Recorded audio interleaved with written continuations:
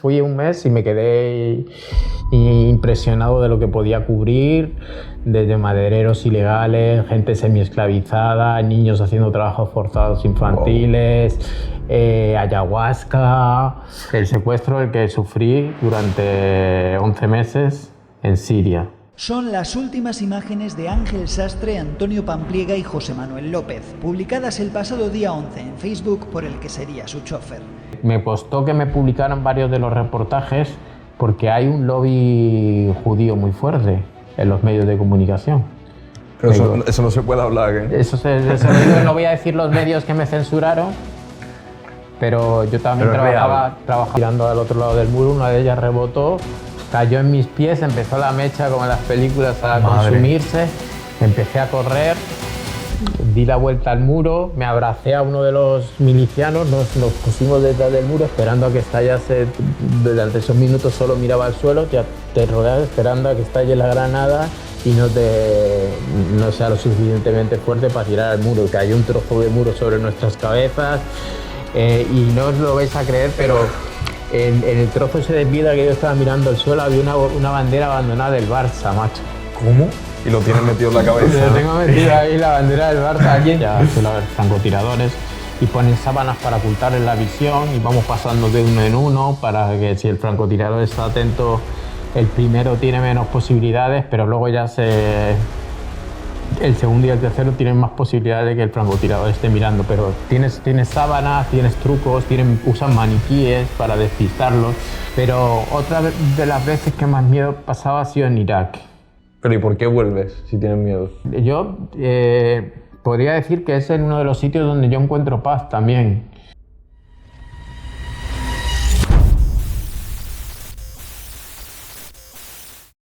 Buenas, señores, de vuelta otra vez por España.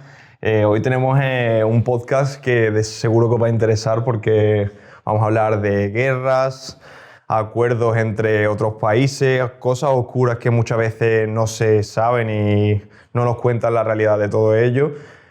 Traemos a una persona que lo ha vivido en primera persona, valga la redundancia, y que nos va a decir los entresijos de ello. Hoy tenemos con nosotros a Ángel Sastre, reportero de guerra, y nos va a deleitar con historias de su vida. Bienvenido. Hola, ¿qué tal? Muy bien, gracias. Pues Ángel, normalmente es algo más sencillo definir la vida de los perfiles que traemos, aun habiendo traído perfiles de todo tipo, pero ¿quién es Ángel Sastre? ¿Qué ha vivido? Bueno, es un reportero especializado en conflictos que lleva 20 años recorriendo pues, la mayor base, aunque yo empecé de corresponsal en Londres. Rápidamente me fui a Buenos Aires. En Buenos Aires establecí la corresponsalía de América Latina. Cubría toda América Latina para distintos medios, siempre buscando, aunque la mayoría de las veces me viajaba para elecciones, yo siempre luego me buscaba un tiempo para cubrir los conflictos que hay en América Latina. He recorrido prácticamente todos los países de América Latina y después en mis vacaciones me iba a otro continente, a África, a los países del este, a Oriente Medio, y hacía ya lo que era más guerras. Eso es las vacaciones. Bueno, eso en mis vacaciones. Mis vacaciones en donde me daban pues un mes, en Navidades. Las Navidades las he pasado casi todas fuera. Entre bombas, ¿no? Pues aprovechaba pero no solo de guerra, en el amplio espectro que abanica, que conlleva la palabra conflicto, o sea, cambios climáticos, desastres naturales, género, infancia, desigualdad y por supuesto la cúspide de la pirámide que es las guerras. Y Ángel, ¿cómo tomas la decisión de empezar por este camino? Bueno, yo digo que ya... Pero antes de seguir con el podcast, ¿te gustaría conseguir un empleo remoto en un sector con una tasa de paro muy baja y donde los salarios son altos? Como ya sabrás, el coste de la vida en España e Hispanoamérica no para de subir. Las hipotecas, la cesta de la compra, la gasolina o simplemente salir a tomar algo, todo se está volviendo inaccesible por culpa de la inflación. Y aquí lo único que no suben son los salarios. La mayoría de la población tiene el mismo salario que hace 3 años, pero vive muchísimo peor. En pocas palabras, estamos perdiendo el poder adquisitivo. Quizá te hayas planteado conseguir un segundo empleo, intentar ahorrar en todos tus gastos o incluso mudarte a una zona más barata para poder llegar a fin de mes. Pero la realidad es que no tienes que hacer nada de esto. Lo que realmente necesitas es aprender una profesión bien remunerada y con alta demanda, que te permita a ti y a tu familia tener la vida que deseáis. La buena noticia es que existe una nueva profesión que puedes aprender desde casa sin necesidad de conocimientos ni estudios previos y que cuenta con una tasa de paro muy baja. ¿Te gustaría descubrir cuál es esta profesión? Hemos conseguido que Bienvenidos Saez, de Conquer Blogs, el mayor referente en habla hispana enseñando esta profesión, prepare una clase gratuita de 15 minutos para nuestra comunidad, donde vas a descubrir cuál es esta profesión, sus ventajas y cómo tú también puedes aprenderla. Tienes el enlace a la clase gratuita en la descripción del vídeo. Bueno, yo digo que ya desde pequeño mi padre me leía Tintín y yo creo que ahí luego me fui con los libros de aventuras y los cómics, que a mí me gustan mucho. De hecho, tengo un cómic, he sacado un cómic, me he convertido en personaje de cómic. Siempre quería las aventuras, el viajar, el contar historias, entonces por eso hice periodismo. Y dentro del periodismo para mí había dos funciones que eran esenciales, que una era la denuncia y otra era la investigación. Y dentro de la denuncia a mí siempre me llamó el reporterismo internacional y las guerras. Entonces ahí aunaba que viajabas mucho, que vivías grandes experiencias y además me sentía útil, que daba voz a los que no tenían voz. Entonces todo ese compendio lo junté y me surgió la idea de... Empecé de poquito a poquito, ya te digo que primero fui de corresponsal a Londres, primero trabajé en Madrid. Cuando hubo la oportunidad yo estaba trabajando, haciendo sustituciones y todo, como cuando empiezas con una beca, te contratan, ¿Pero crees que es algo con lo que se nace? Porque, a ver, nosotros te conocemos desde hace realmente poco, pero en el trayecto parece un tío tranquilo, tío que... Te tiene que ir la marcha. Te tiene que ir la marcha. Te tiene que ir la marcha, te tiene que ir las emociones fuertes, tienes que sentir tener una sensibilidad especial por las historias que vas a contar. Y luego también pasa factura. Hay un documental, Morir para contar, de Hernán Zin, en donde nos narra otro tema que es interesante que hablemos, que es el estrés postraumático.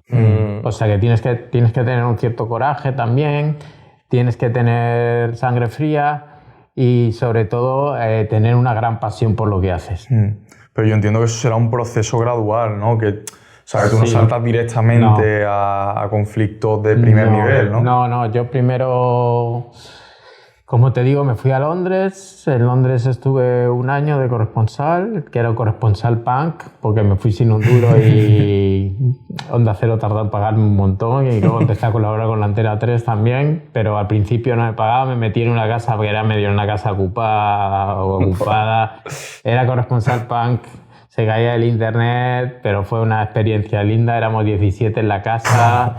Y después surgió la oportunidad también que me fui porque estudié un máster de Formación Internacional y Países del Sur en la Complutense y supuestamente me iban a dar una beca en Londres, que no llegó, una beca Goya, pero me fue bien como freelance, fueron mis comienzos de freelance, porque en este mundo de las corresponsalías de guerra y los conflictos casi todo el mundo hoy por hoy es freelance.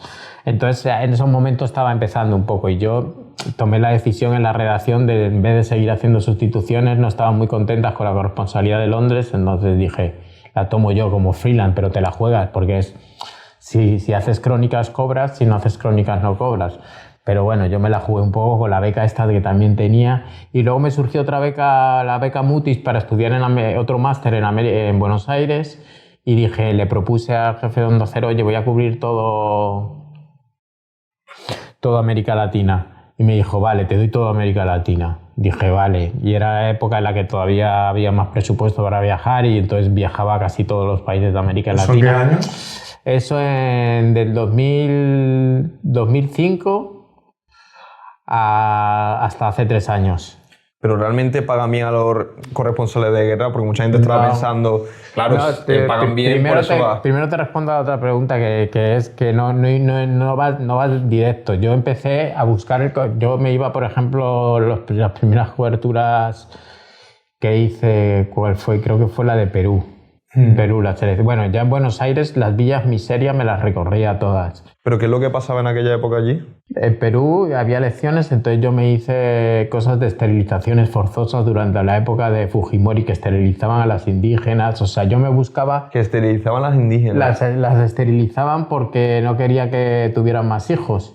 Entonces Fujimori las engañaba a las indígenas y las hacía... Las trompas de falopio se las cortaban. Eso es un fenómeno que se ha dado en muchos otros países, ¿no? En India tengo entendido que también pasó, ¿no? Ha habido programas, lo que pasa que en Perú las engañaron. Todavía están en juicio por eso. Entonces yo me hacía temas en la Amazonas de Perú, que he recorrido el Amazonas de Brasil, el Amazonas de Perú, que es muy salvaje. Me perdí como Apocalipsis Now. Allí hubo un momento, fui un mes y me quedé impresionado de lo que podía cubrir, desde madereros ilegales, gente semi-esclavizada, niños haciendo trabajos forzados infantiles, ayahuasca, bueno, unas cosas, y dije, bueno, volví con la pandemia y aquello era levantamientos de cuerpos en la selva en condiciones, los envolvían los cuerpos como si fueran chorizos, no, una cosa. Entonces yo lo que digo es que yo lo que empecé dije, bueno, me han dado América Latina. América Latina está llena de conflictos. También ha habido golpes de Estado, he cubierto golpes de Estado, ha habido desastres naturales, ha habido las protestas de 2017 en Venezuela, o sea, ha habido cosas y yo he estado en países donde he pasado más miedo que en países en guerra. Porque tienes todo lo que son en México, todo el tema narco, es el país donde más... he estado con la 18, he hecho reportajes con la 18, wow, madre. He estado en las cárceles de El Salvador también, en las cárceles más peligrosas de El Salvador. Y entonces tienes un montón de cosas. En Venezuela es uno de los países que más he cubierto, entonces lo que hacía es te pagaban el billete para cubrir las elecciones y con el gancho de las elecciones vendías el resto de reportajes. Y yo me hacía un montón de reportajes más de ámbito conflictivo, me metía en las favelas, en Río de Janeiro con la tropa de élite, con la BOPE, en Guatemala con los caiviles, que son otra tropa de élite, hacía reportajes también de cómo los indígenas habían. ¿Y cómo contactabas con ellos? Pues generalmente, bueno, yo también trabajaba para CNN Plus y el cubilete. También he hecho otros reportajes más en Costa Rica, hice reportajes buceando con tiburones, o sea, más no todo peligro, no todo o tanto peligro. No todo conflictos, pero también he hecho deporte, la muerte de Maradona. Pero me contactaba con ellos, pues CNN me abría mucho las puertas.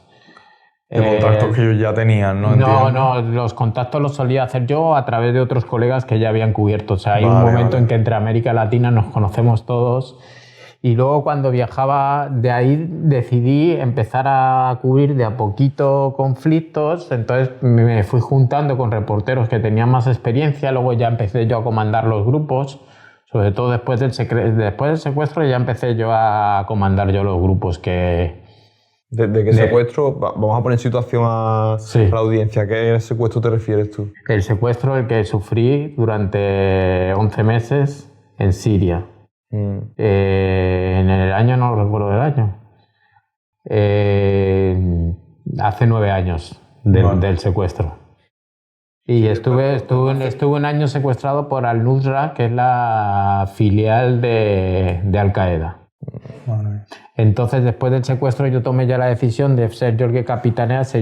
Los freelance se juntan muchas veces 2 o 3 personas para poder costear los gastos que tiene un conflicto, que tiene que contratar a fixer. Los cámaras, generalmente yo mismo hacía radio, yo mismo hacía tele. Yo también cuando viví todo el movimiento multimedias, en donde tú tenías que hacer, yo hacía prensa. Trabajaba para La Razón, a veces trabajaba para El País, trabajaba para Onda Cero, tenías que editar tú mismo con el Cool Edit o con el Audiositio, tenías al mismo tiempo que grabarte, sacar fotos. Yo siempre iba con fotógrafo porque me gustaba la foto, le tengo mucho respeto, pero yo grabo con cámara de vídeo, con cámara de fotos, porque me gusta mucho jugar con las lentes y la luz. Y yo mismo me grababa, me editaba con el Avid, con el Premiere, y ahí éramos todos, te juntabas con 2 o 3 freelance porque hay mucha precariedad. En el mundo freelance es muy precario, no es como cuanto antes se enviaban a los equipos. Y entonces, entre todos, sobre todo el tema de, bueno, los billetes de avión y eso, cada uno se lo paga, pero luego los hoteles, el fixer, que es lo más caro, que es la persona que allí te consigue todas las cosas, eso tienes que juntar varias personas. Y entonces te juntas con un fotógrafo, gente que no te haga competencia directa, otro compañero que trabaje para otros medios, y los 3 vais a un país y hacéis un destino juntos y te sueles mover en grupo. Yo en América Latina me movía solo, pero cuando iba a un país de afuera, entonces, volviendo a la pregunta, yo empecé a poquito. Lo primero que hice fue territorios ocupados en Palestina, que eran todo lo que los colonos estaban construyendo. Digo que fue suave, porque ahí no estaba en ese momento toda la guerra que hay ahora, cuando yo viajé, y eran todas las casas que estaban haciendo los colonos ilegalmente y expulsando a los palestinos. Entonces ese fue mi primero. Después ya sí fui a Siria, que ese ya fue mi primer viaje a Siria, que ese ya fui de las coberturas más heavy que he hecho. Después de eso, yo no sé si fui a... Eso lo hacía en mis vacaciones. Después de eso fui a Irak. O sea, eso no era ni siquiera la parte del trabajo como tal. Claro, eso lo hacía a mí, como yo era freelance, pero ya alcancé unos acuerdos que eran de fijos, donde yo facturaba un fijo, yo hacía una factura fija cada mes y ellos tenían tarifa plana, porque decía que no iba a la pieza. Entonces yo me permitían abandonar América Latina, yo no me podía ir como ahora que estalla un conflicto, ahora tengo libertad para irme, cuando estalla un conflicto me puedo ir, porque ahora dejé la corresponsalía de América Latina hace 3 años, pero antes yo tenía que cubrir América Latina, no la podía dejar desierta. Entonces cuando me daban el mes de vacaciones de verano, o me daban las Navidades, me daban la Semana Santa, y aprovechaba. Según la complejidad, aprovechaba y me iba. Entonces empecé primero con Palestina, después Siria, me junté con otros compañeros, con Pampliega, con López. Después, es que no recuerdo cuál fue el tercero. Yo no sé si fue Irak o Mosul, eso fue después del secuestro con la Golden Division, que luchaban contra el Estado Islámico. Y así pasaba mis vacaciones en las trincheras. Y luego volví a Buenos Aires y seguía cubriendo el resto del continente. Pues Ángel, entraremos ahora en todo el tema del secuestro, pero me gustaría ir a ese primer momento, a ese primer conflicto al que fuiste y cómo te sentiste, cómo fue ese shock con la realidad. Yo, bueno, fue suave primero porque eran temas, no era de frontline, no había frente de batalla, era Palestina.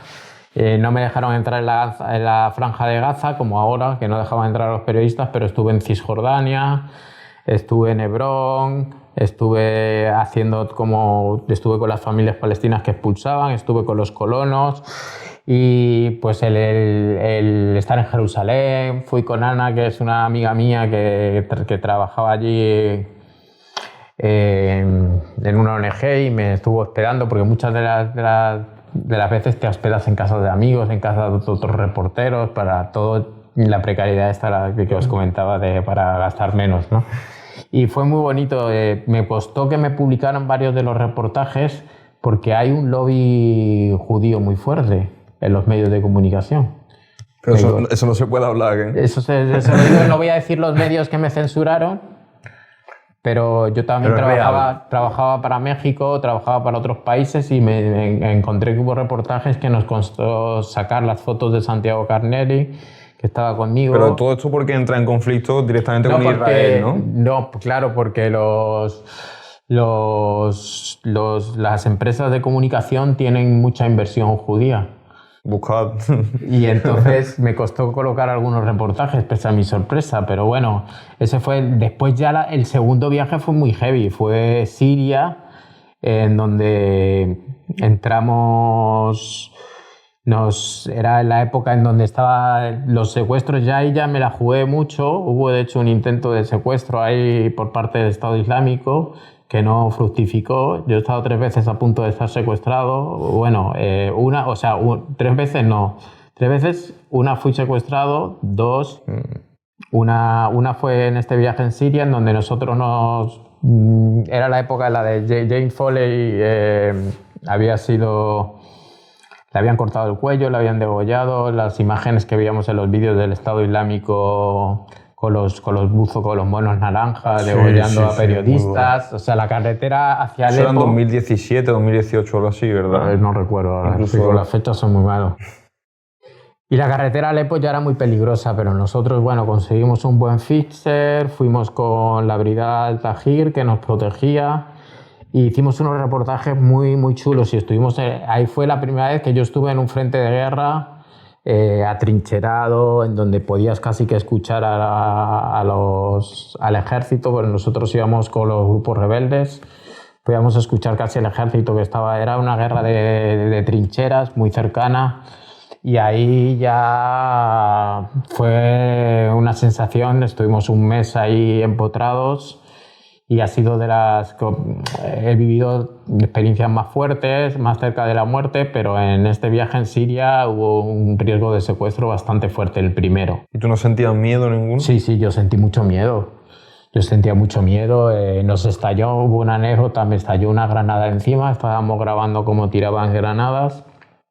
Y una de ellas la estaban tirando al otro lado del muro, una de ellas rebotó, cayó en mis pies, empezó la mecha como en las películas a consumirse, empecé a correr, di la vuelta al muro, me abracé a uno de los milicianos, nos pusimos detrás del muro esperando a que estallase. Durante esos minutos solo miraba al suelo, ya te rodeas esperando a que estalle la granada y no sea lo suficientemente fuerte para tirar al muro. Cayó un trozo de muro sobre nuestras cabezas y no os lo vais a creer, pero en el trozo ese de piedra que yo estaba mirando al suelo había una bandera abandonada del Barça, macho. ¿Cómo? Y lo tienes metido en la cabeza. Lo tengo metido ahí, la bandera del Barça. Alguien, porque hay muchas camisetas en la guerra, llevan camisetas de equipos de fútbol y tal, pues había como una camiseta del Barça tirada, una bandera del Barça, y yo digo, lo último que esto sea lo último que voy a ver en mi vida. Pero ahí fue serio, y sí que hubo un intento, no fue un intento así, bueno, yo no lo vivo tan dramáticamente, pero fue... estábamos en una esquina en donde estaban grabando, era la única esquina en donde había cobertura de Alepo. Ya no estábamos, aunque hicimos traficantes de armas, hicimos el frente de batalla, hicimos reportajes muy chulos, pero a veces te quedas sin temas y uno que íbamos a hacer es el único punto donde hay cobertura en Alepo. Y ahí llegaron tres personas con barbas y tal, y me intentaron meter en un coche, y entonces llegó nuestro guardaespaldas de la brigada Al-Tajir, que en ese momento es muy importante. Por eso en el segundo viaje a Siria nos secuestraron, porque la brigada que nos protegía, que era Al-Salam, no era tan fuerte. Tú tienes que ir protegido por la brigada más fuerte. Ya Al-Qaeda era muy fuerte en el segundo viaje. Pero en este primer viaje íbamos por la brigada Al-Tajir, el Estado Islámico todavía y Al-Qaeda no eran tan fuertes, la revolución de Siria ha ido viviendo, se ha convertido en una primavera marchita, empezó el Free Syrian Army, que es cuando fueron todos los periodistas, que hasta te alojaban, estabas protegido, tenían los ideales de conseguir una democracia para el país, que las mujeres estudiasen. Después los grupos más radicales y religiosos fueron un poco capturando la revolución y tomaron poder, y se fue a la mierda todo. Y de hecho ahora quien ha gobernado Siria es el HTC, que es Al-Nusra. O sea, los que me secuestraron han sido los que tienen ahora el poder en Siria.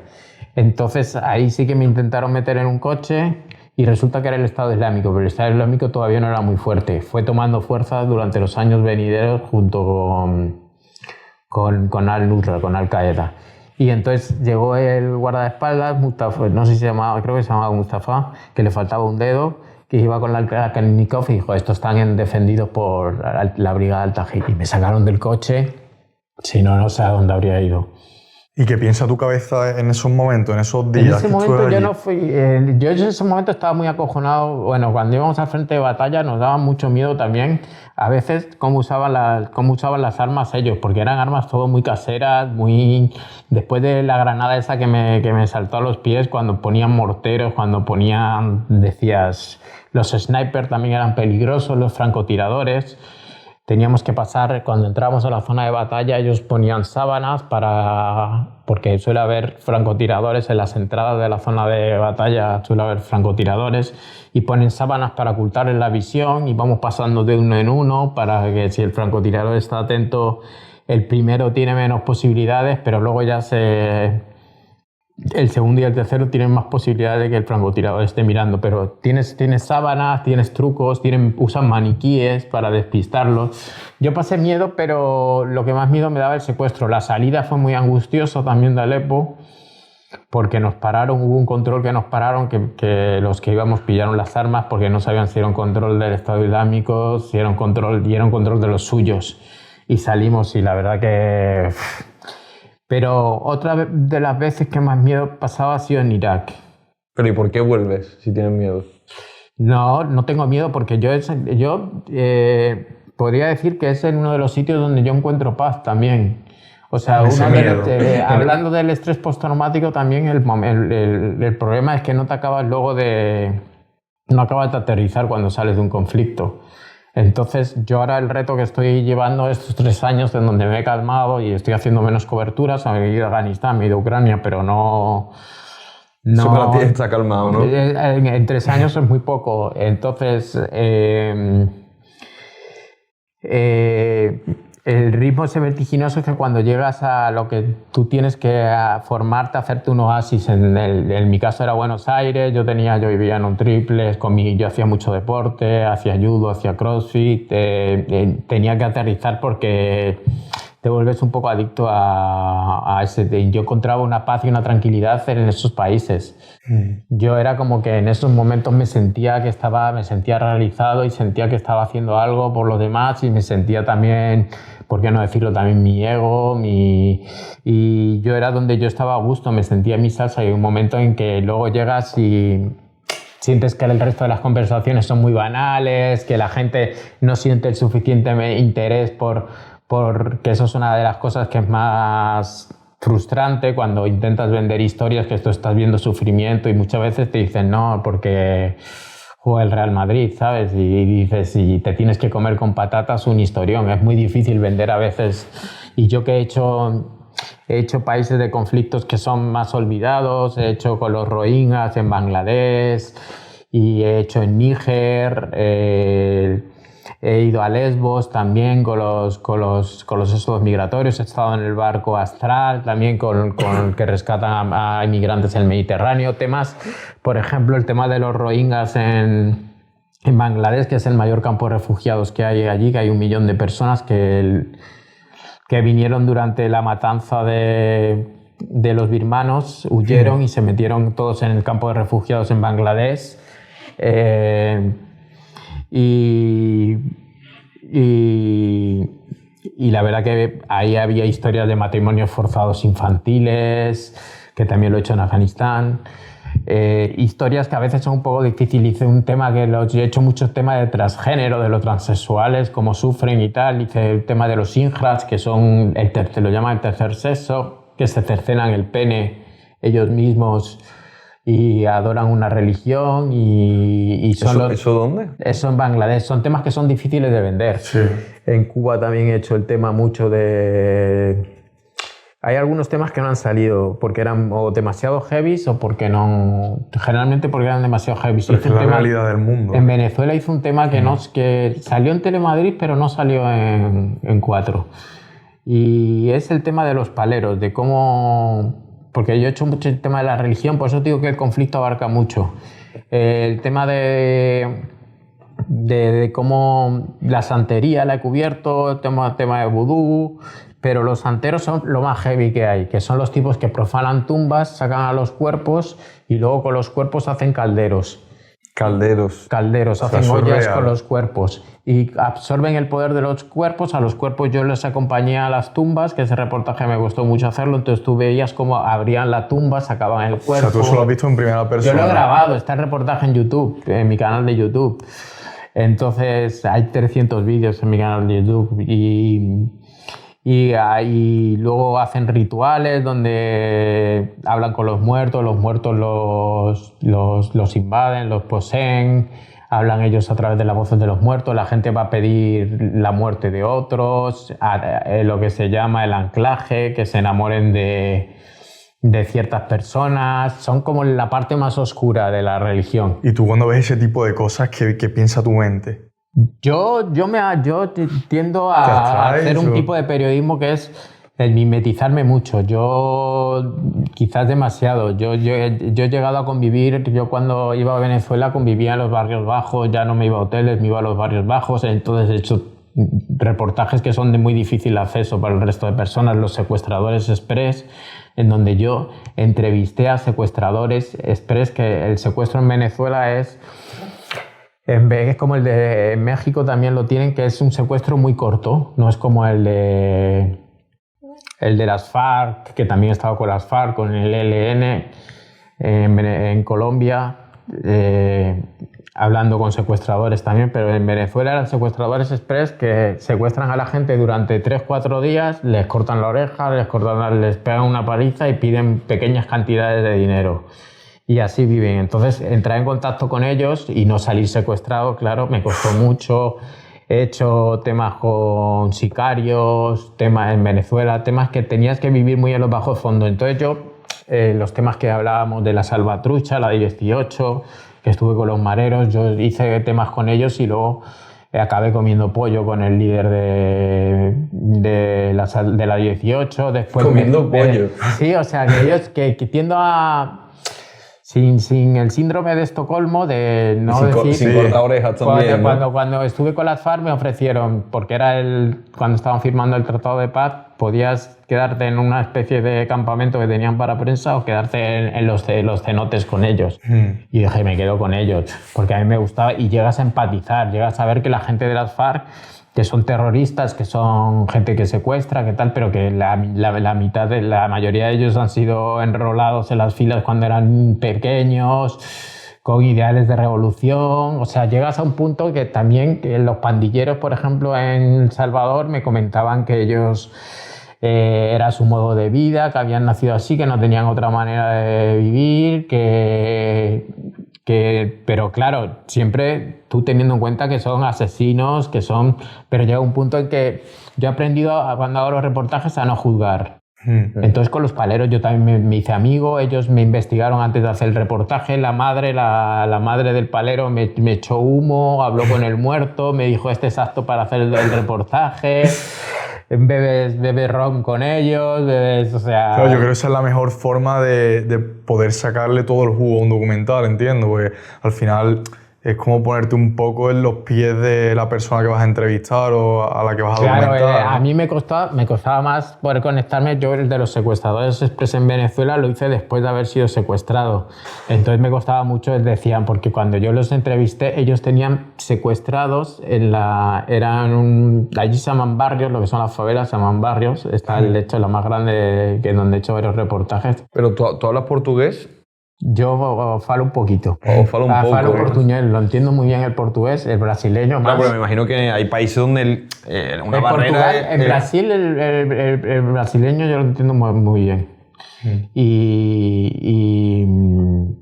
Y el resto de América Latina tenía el idioma, pero bueno, luego como viví un año en Londres, cuando viajo con los fixers y eso me apañaba bien. Y árabe un poquito, muy poquito que aprendí. Sí, ya está más complicado, ¿no? Árabe. Hablando de árabe, también quiero que vayamos un poco atrás porque hemos hablado de que tuviste un secuestro y lo hemos dejado ahí un poco como en el aire. Y me imagino que todo el mundo querrá saber qué pasó en el secuestro.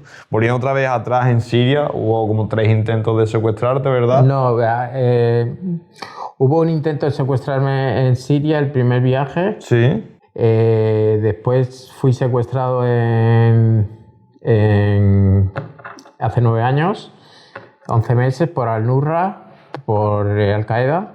Pero y después el otro intento fue cuando estaba grabando un laboratorio de cocaína en el Cauca. Íbamos a grabar el laboratorio, grabamos en un pueblo, en una aldea remota, en las montañas del Cauca, en Colombia. Estábamos grabando el primero el de cannabis, después íbamos a grabar el de coca y estábamos con los indígenas Nasa, con los que ya habíamos hecho también pura batalla de cómo defienden sus tierras, cómo luchan durante 3 días contra el ejército, también muy, muy buenos esos reportajes.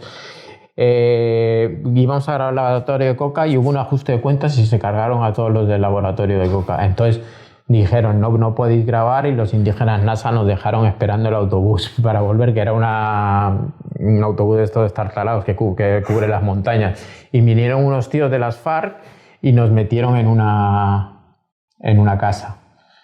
Y estuvimos como 6 horas encerrados allí hasta que vinieron los indígenas NASA y nos rescataron. Si no, podíamos haber acabado en las manos de las FARC también. Pero y volviendo a ese segundo secuestro, ¿cómo fue? El segundo secuestro. Bueno, al único. Al único, efectivamente. Al que no se frustró y que de verdad pasó. Sí. ¿Cómo fue? Nosotros, la verdad que fue bastante irresponsable meternos en esos momentos. Ya todas las fuentes que teníamos nos decían que era muy, muy peligroso. Esto es Siria, ¿verdad? Esto es en Siria, hace 9 años, es que no sé qué año es, estamos en el 2025, pues en el 2014, ¿no? Pero no lo recuerdas porque tiene algún tipo de... No, yo no recuerdo la fecha no recuerdo el aniversario, yo lo he borrado. Es un mecanismo de defensa que hago, es como si hubiera sido un sueño todo, que no está bien porque todo el mundo me recomienda que haga terapia y que afronte el secuestro, como que ahonde en él y tal, pero yo la verdad que no lo recuerdo tan... Yo sé que lo pasé muy mal ahí adentro, pero luego he tenido otros problemas cuando he salido, porque luego tienes cuando sales, que por eso te digo que hay un documental que es Morir para contar, donde narra que cuando sales afuera hay un momento en que estás en la nube rosa y te pega un zambombazo. Yo tuve que parar porque el ritmo frenético que llegaba no lo podía seguir llegando. Y lo que te iba a decir, al final nos metimos, estábamos en Alepo, grabando, creo que estábamos buscando un psiquiátrico, habíamos grabado porque una de las cosas importantes es hacer que sientes un síndrome de abandono a veces, o te sientes un mercenario cuando narras una historia y luego la abandonas y te devuelves a tu país, que es otro de los temas que uno tiene que trabajarse a sí mismo. Yo sentía mucha culpabilidad, yo vivía muy bien en Buenos Aires, en Palermo, y dices, joder, esa gente sigue sufriendo, entonces tienes la necesidad de volver y te sientes que estás viviendo demasiado cómodo mientras las otras personas están... Entonces hay un momento en que dejas de disfrutar de estar no disfrutas del descanso del guerrero, claro. ¿Sabes? Entonces... bueno, estoy sacando tantos temas que me pierdo. Bueno, el caso es que estábamos en Alepo y estábamos haciendo un seguimiento que yo creo que es importante hacer de los temas, que es una cosa, por eso me gusta volver a los países repetidamente, incluso cuando ya no interesan tanto. De hecho, mi sueño sería ir a Sudán del Sur, que es donde ahora una mayor crisis humanitaria que hay. Y volvimos para grabar un psiquiátrico que habrían grabado Pampliega y López anteriormente. Y ese psiquiátrico, cuando estábamos en la parte vieja, habíamos grabado antes a los cristianos, que sí grabamos durante el anterior viaje, los últimos cristianos que quedaban, que ya quedaban muy pocos en Alepo. Y viendo ese psiquiátrico nos emboscaron un coche y de ahí nos sacaron y nos pusieron de rodillas y nos apuntaron y nos metieron en el coche, y de ahí fuimos a otra zona, ya encapuchados y con las manos atadas, que mi cámara seguía grabando y yo todo que esto... Grabó todo y yo todavía hasta el último día, porque se quedó encendida, yo estaba grabando en el coche, se quedó encendida, yo hasta el último día digo, ojalá me devuelvan la cámara porque tengo el secuestro grabado, ¿no? Pero de ahí nos llevaron como a un garaje enorme que tenían como pequeñas cárceles chiquititas, nos metieron y ahí ya nos separaron al fixer y al conductor, se lo llevaron y a nosotros ya nos llevaron a lo que fue el secuestro que empezó. En verdad el secuestro fue un poco bizarro en el caso mío y de López sobre todo. El de Antonio fue más dramático. Pero a nosotros, el primero nos secuestró un grupo pequeño que no sabía gestionar el secuestro. Entonces eran muy inexpertos. Nosotros no sabíamos por quién estábamos secuestrados en todo momento. Entonces, al principio yo era el que más miedo tenía, yo creo, porque tenía mucho miedo de caer en manos del Estado Islámico, sobre todo. Porque eso era condena, entiendo. Eso era torturas, ver los relatos de otros compañeros y eso eran torturas y luego que te corten el cuello y hagan un vídeo contigo. Entonces yo estaba muy acojonado, no sabía quién nos tenía. Luego fuimos viendo que por la pinta que tenía eran medio aficionados, era un grupo pequeño y luego nos vendió un grupo, cuando pasaron ya 3 meses, nos vendieron a un grupo grande que era Al Qaeda. Y ahí ya la cosa se torció. A Antonio lo separaron, pues eso, creo que a los 3 meses cuando nos vendieron. Y ya nos quedamos yo y López con Al Qaeda. Y ahí ya la cosa cambió más profesionalmente, pero al principio eran unos manolines los que nos tenían. O sea, eran unos tíos que hubo un momento que también se metió una tercera persona a intentar rescatarnos, que era... pues para mí era como Torrente, por decirlo así. Un tío, un español que había estado, no voy a decir el nombre aquí, no voy a decir el nombre del tío, pero que se metió a intentar rescatarnos y contactó con los secuestradores. El primero le prometió el oro y el moro y después le dijo que iba a mandar a la Legión. Y eso le causó mucho perjuicio a Antonio, sobre todo porque era el que le conocía. Y se fue que en un momento dado el gobierno no quería negociar, entonces ellos mismos se sintieron muy perdidos, nos dijeron, claro, yo la verdad que estaba bastante angustiado porque veía que el gobierno ellos mismos no sabían dónde meternos, nos metieron en unas duchas, nos tenían en unas condiciones como que ellos mismos habían contratado las armas, eran unos chapuzas, no nos decían quiénes eran, pero decíamos, ¿cómo puede ser que nos pregunten que primero cuando nos vimos que había contactado con esta persona española, que era un tío que había estado entrenando a tropas en Siria y tal, después que no era, nosotros dijimos, esta persona no puede ser la que sea el negociador. Después nos dijeron que el gobierno de España no quería saber nada de nosotros, que había dicho que si fuéramos importantes ya habrían intentado contactar con nosotros. Entonces dijimos, y es cuando se desesperaron y nos dijeron que al principio nos decían, ¿con quién contactamos? Decíamos nosotros, no sé, o sea, ¿cómo nos preguntéis vosotros eso? O sea, dejarnos ya casi en manos de profesionales, porque esto, ¿cómo es con quién contactamos? No sé, hubo situaciones bizarras cuando nos hacían los vídeos, las pruebas de vida. Una vez tuve que ayudarle yo a hacer el vídeo. Esto tiene mala iluminación. Esto tiene mala iluminación. Era muy... ¿Y cómo era el día a día ahí dentro? Depende. Primero tuvimos una circunstancia que todo esto digo que fue bastante bizarro. Al principio los primeros secuestradores no tenían dónde meternos, tenían mucho miedo que otros grupos grandes supieran que nos tenían y que nos robasen, éramos sus tesoros, ¿no? Entonces hubo una estadía muy curiosa que fue cuando nosotros los apodábamos a todos, que fueron con los primos, que nos metieron directamente con una familia. Y ahí vivíamos a todo trapo, tío. Ahí nos decían, le daban dinero a esta familia, iban armados, decían, si vosotros intentáis escapar, os matamos, pero mientras podéis andar por la casa libremente, cocinar.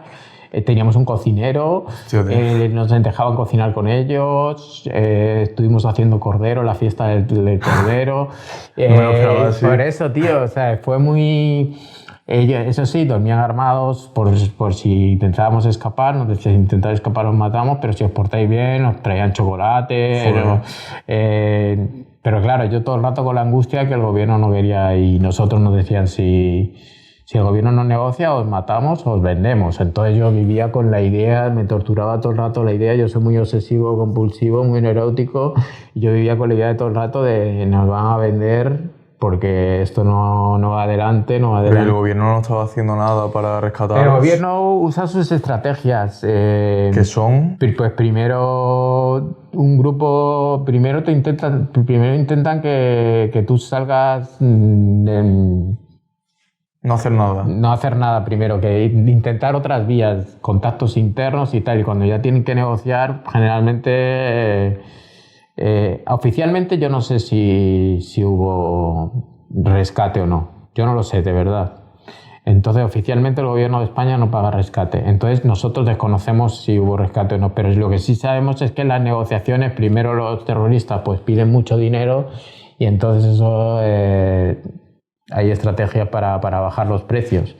Pero se acaba pagando. No lo sé, yo no sé. No se puede decir de manera oficial. No te lo puedo decir de manera oficial. Lo que sé es que se alargó 11 meses y en esos 3 meses, cuando vieron que la cosa se complicaba y ya no tenían dónde meternos, nos metieron con la familia esta, que fue bastante... Nos dejaban hacer deporte, yo como hago CrossFit, hice rutinas allá adentro, López se puso a hacer deporte con nosotros, conmigo, que hoy por hoy sigue haciendo deporte por su cuenta, que antes no hacía deporte, y nos dejaban, estábamos bastante, entre comillas, cómodos. Yo preocupado porque el gobierno no... Entonces yo digo, esto se va a acabar. Y en un momento dado que nos dijeron que nos iban a soltar ya, y fue cuando nos hicieron un intercambio en un garaje perdido en las montañas y nos vendieron a Al Qaeda. Y ahí la historia cambió, porque ya pasamos a un grupo más profesional. ¿Y cuánto tiempo había pasado? 3 meses. 3 meses. Ahí ya pasamos a un grupo profesional, no nos dijeron nada, no nos decían tampoco que era Al Qaeda, pero nosotros ya lo deducimos. Y ahí ya pasamos a un periodo en el que nos iban cambiando. Bueno, ahí ya se llevaron a Antonio la primera noche. A nosotros nos decían que nos iban a liberar, pero nosotros vimos el intercambio y de repente nadie nos liberaba. Ya nos supusimos que nos habían vendido a otro grupo.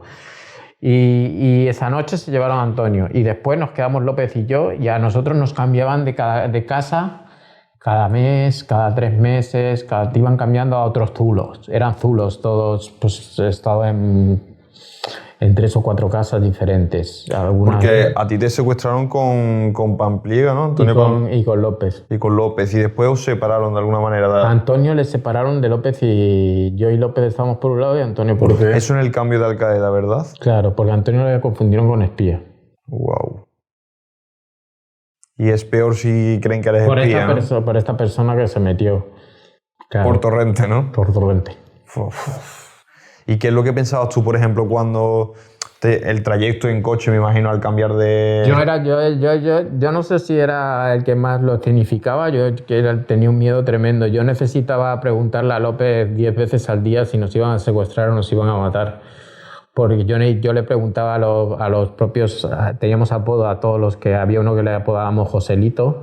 Yo con ese me levantaba por las mañanas porque yo tomaba mate en Argentina y curiosamente en Siria también toman mate. Las clases que tienen dinero, pero que a nosotros nos tenían también cuidados, que yo pedí mate y me trajeron mate.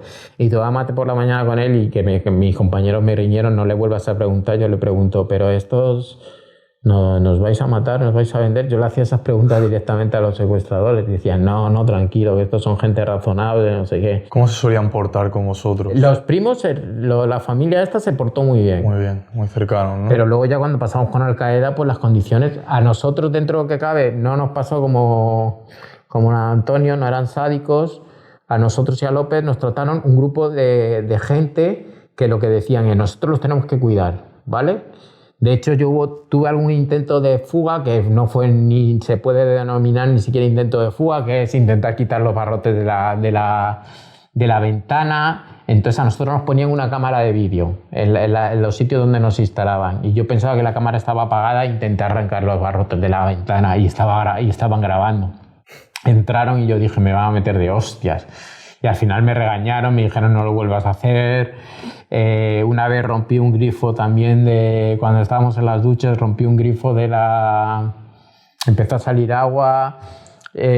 todo calado, nos pusieron de rodillas contra la pared, pensaba que nos iban a meter de hostias y me trajeron una toalla, ¿sabes? O sea que... Pero porque te volvías ya con paranoico, entiendo, ¿no? Sí, yo ya estaba paranoico. Entonces cuando ya nos tenía Al-Qaeda, había uno más sádico que no nos abría cuando queríamos ir al baño, pero generalmente el cantarín, que era otro de los que teníamos apodado, el cantarín... pues nos tenía, que era el que abría la puerta, solo tenía permiso para abrir uno la puerta, que era el que nos pasaba la comida y todo eso, pues eran tipos que los habían dicho, eran soldados, que los habían dicho, los tenéis que cuidar. Obviamente estábamos en situación pues lamentable, o sea, sin ducharnos apenas, sin comida pues la justa, pero no nos torturaban. Yo con eso ya me daba... O sea, dormíamos en un colchón, en invierno era un frío. En invierno nos daban hace un invierno muy duro en Alepo, porque yo viví todas las estaciones, nos daban una pelota con gasolina y en la estufa ibas abriendo, iba goteando y con eso encendía el fuego de la estufa y la estufa no daba, y a veces no llegaba la gasolina porque estás en guerra y te tenías que meter, que teníamos por cierto ropa de un campo de refugiados que habían traído de ACNUR, no sé cómo las habían conseguido, y yo he estado días enteros en los que no me podía mover de la cama porque me hacía una bola y porque afuera hacía tanto frío que ni salía por la comida.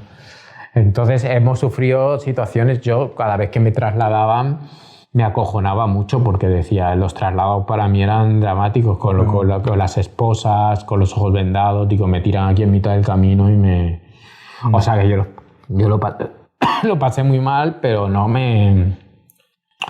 nos torturaron, pero bueno, excepto eso, el daño psicológico, ¿no? La tortura, a mí me dejó cascado, claro. ¿Y tú llegas en algún momento a empatizar con tus secuestradores?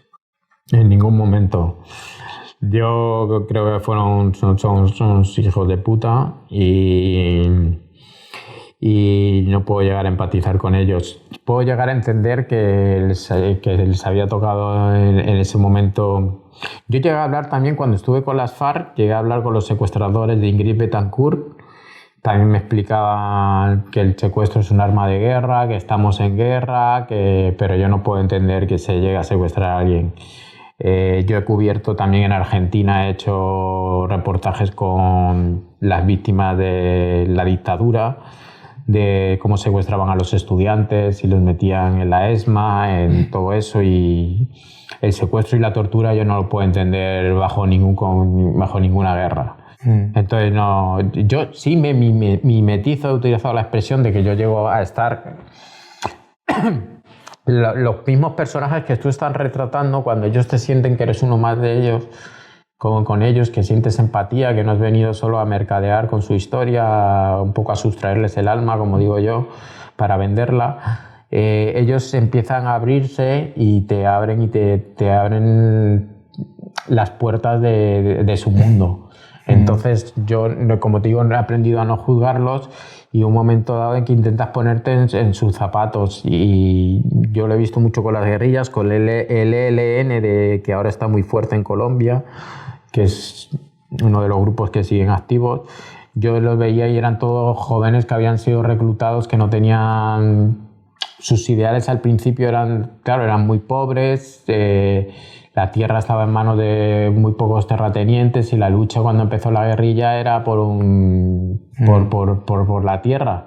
Pero luego vino el narcotráfico y vino el secuestro, y yo eso no lo puedo entender, por más que... Claro, es que yo quiero entender cómo... O sea, quiero ponerme en tus pies y entender, por ejemplo, cómo es la relación con esas personas que te han secuestrado a ti en el día a día, porque al final son personas, y yo entiendo que en pequeños actos sentirás algo de cercanía, pero a la vez no lo comprendo, ¿sabes? Bueno, yo con la persona que teníamos, porque a veces nos tocaba otro, que era Sam, que era más sádico, que el tío nos trataba mal, pero con el cantarín, porque cantaba y le llamamos cantarín, que era el que nos abría, pues teníamos algo más de afinidad, porque a mí yo me volví adicto al té, allí me traían una tetera al día, y... Era como el momento dulce, ¿entiendes? Era el momento dulce.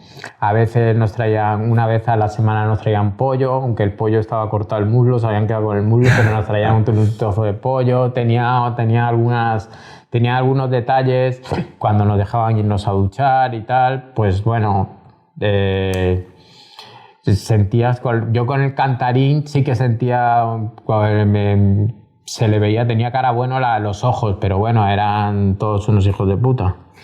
Y en el caso, por ejemplo, de Antonio, al separarlo y pensar que era espía, ¿qué fue lo que le sucedió a él distinto a vosotros? Yo de Antonio no voy a hablar mucho porque es su historia. Él tiene un libro en la oscuridad y él narra todo las torturas que sufrió, pero yo eso prefiero que hable. Sí, lo traeremos. Eso que hable. Pero entiendo que sería mucho más duro que lo que os pasó a vosotros. Claro, él cuenta todo en el libro y él lo ha contado en varios programas y fue más lo que os podéis imaginar de pues que te toquen unos sádicos como carceleros, con Espinosa y con García Vilanova, que también fueron secuestrados por el ISIS. Narran también torturas muy fuertes por el Estado Islámico, sobre todo con García Vilanova. Y pues es el miedo que yo tenía. Yo no sufrí agresión física.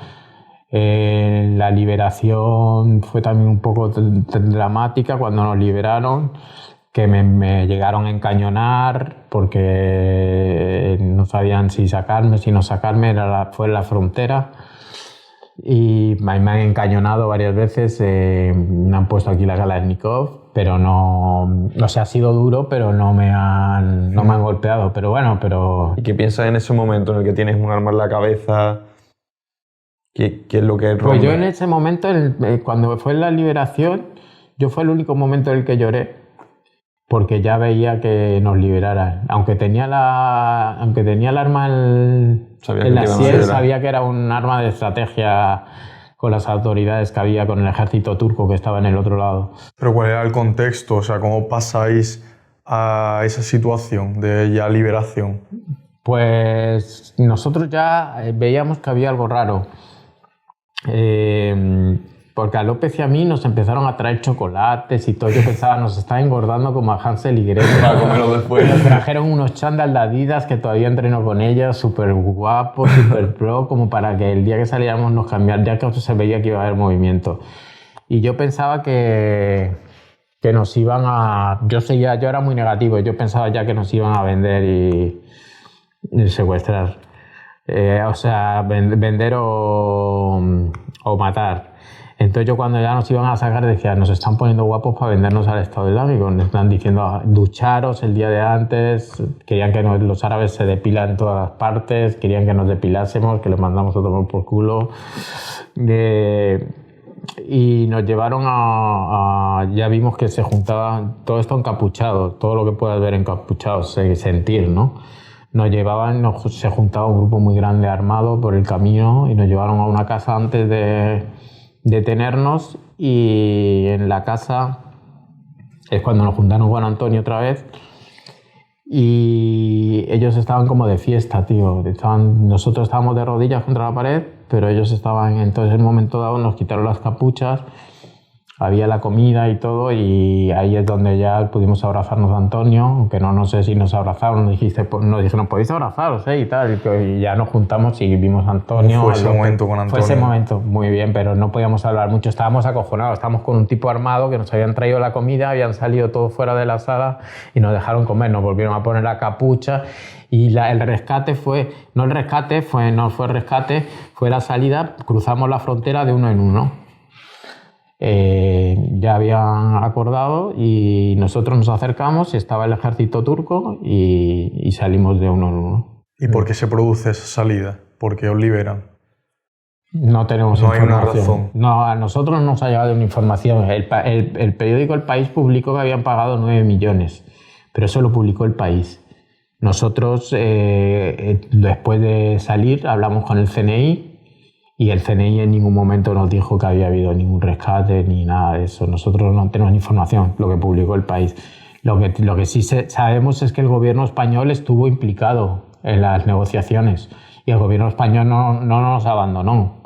O sea, el gobierno español se preocupó por nosotros. De hecho, en el aeropuerto nos estaba esperando la vicepresidenta del gobierno, que era la directora del CNI. O sea, el CNI es quien llevó las negociaciones. Entonces, nosotros tenemos la suerte de ser españoles porque hay otros países que no negocian con terroristas, como son Estados Unidos y como son, me parece que Inglaterra o Francia. Entonces también había japoneses allá adentro, secuestrados, o sea, hay países que a nosotros no nos abandonaron. Nos habría gustado que fuera más corto, pero podía haber acabado peor. Así que yo estoy muy agradecido, la verdad. ¿Y qué consecuencias te ha dejado el secuestro a ti?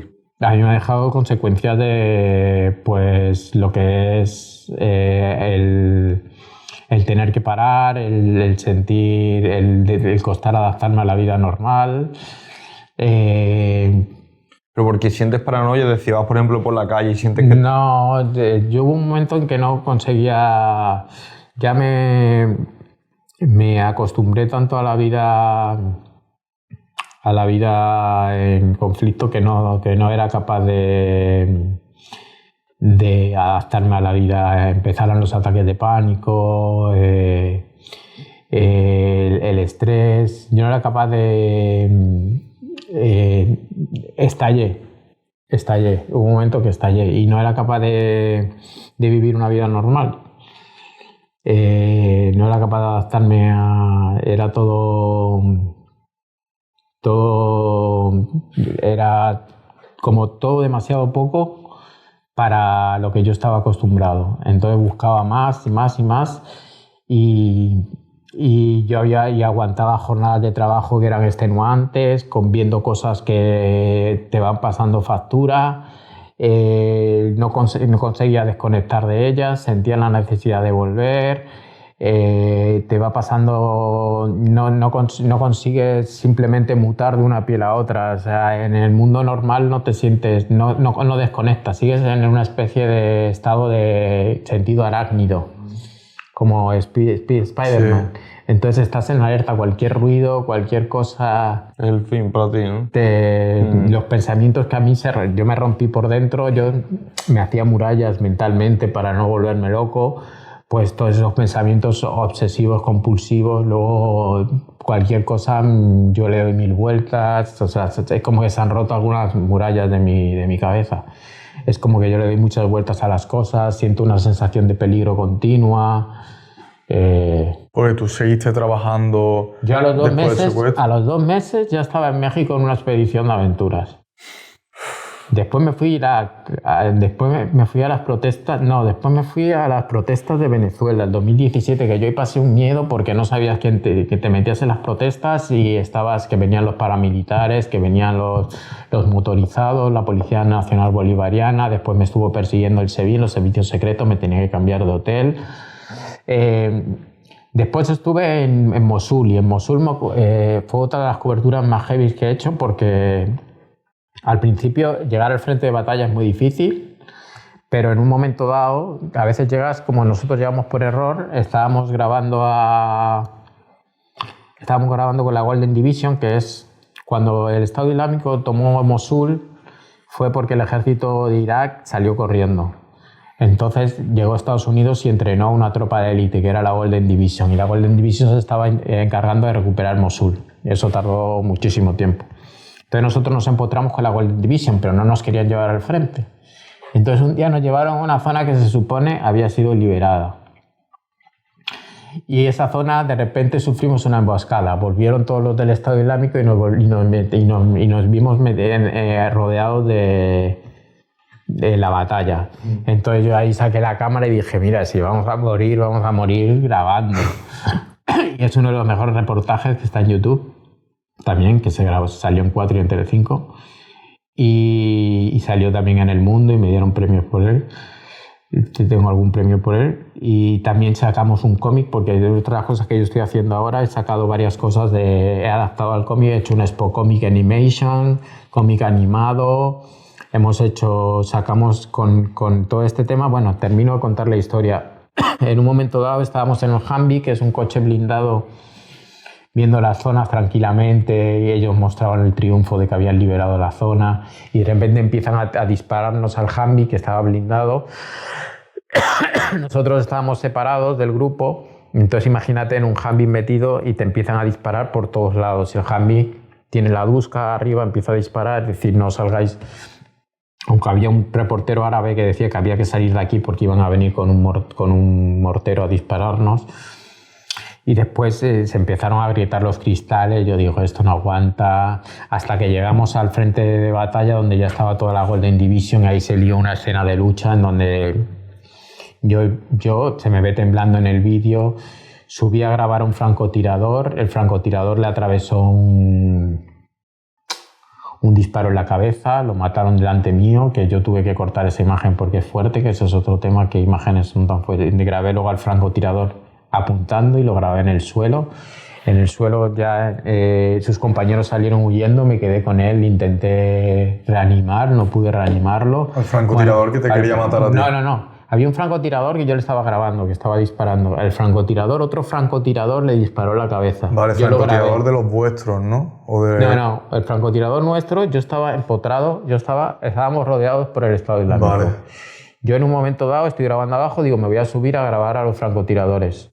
Me subo a grabar al francotirador, que me dice, asómate, me asomé un poco, pero agaché la cabeza. Y el francotirador estaba apuntando, otro francotirador del Estado Islámico le atravesó la cabeza con un disparo. Al lado tuyo. Yo estaba grabando. Vale.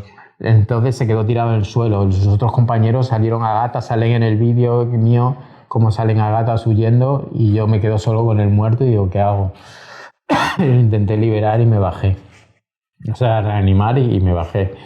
Pero bueno, todo eso fue una también de los momentos más del frente de batalla, que es difícil llegar. Pero y de todas esas aventuras que has tenido, porque al final son aventuras, ¿cuál dirías tú que fue para ti la que más te movió, la que ha hecho que tu vida cambie completamente?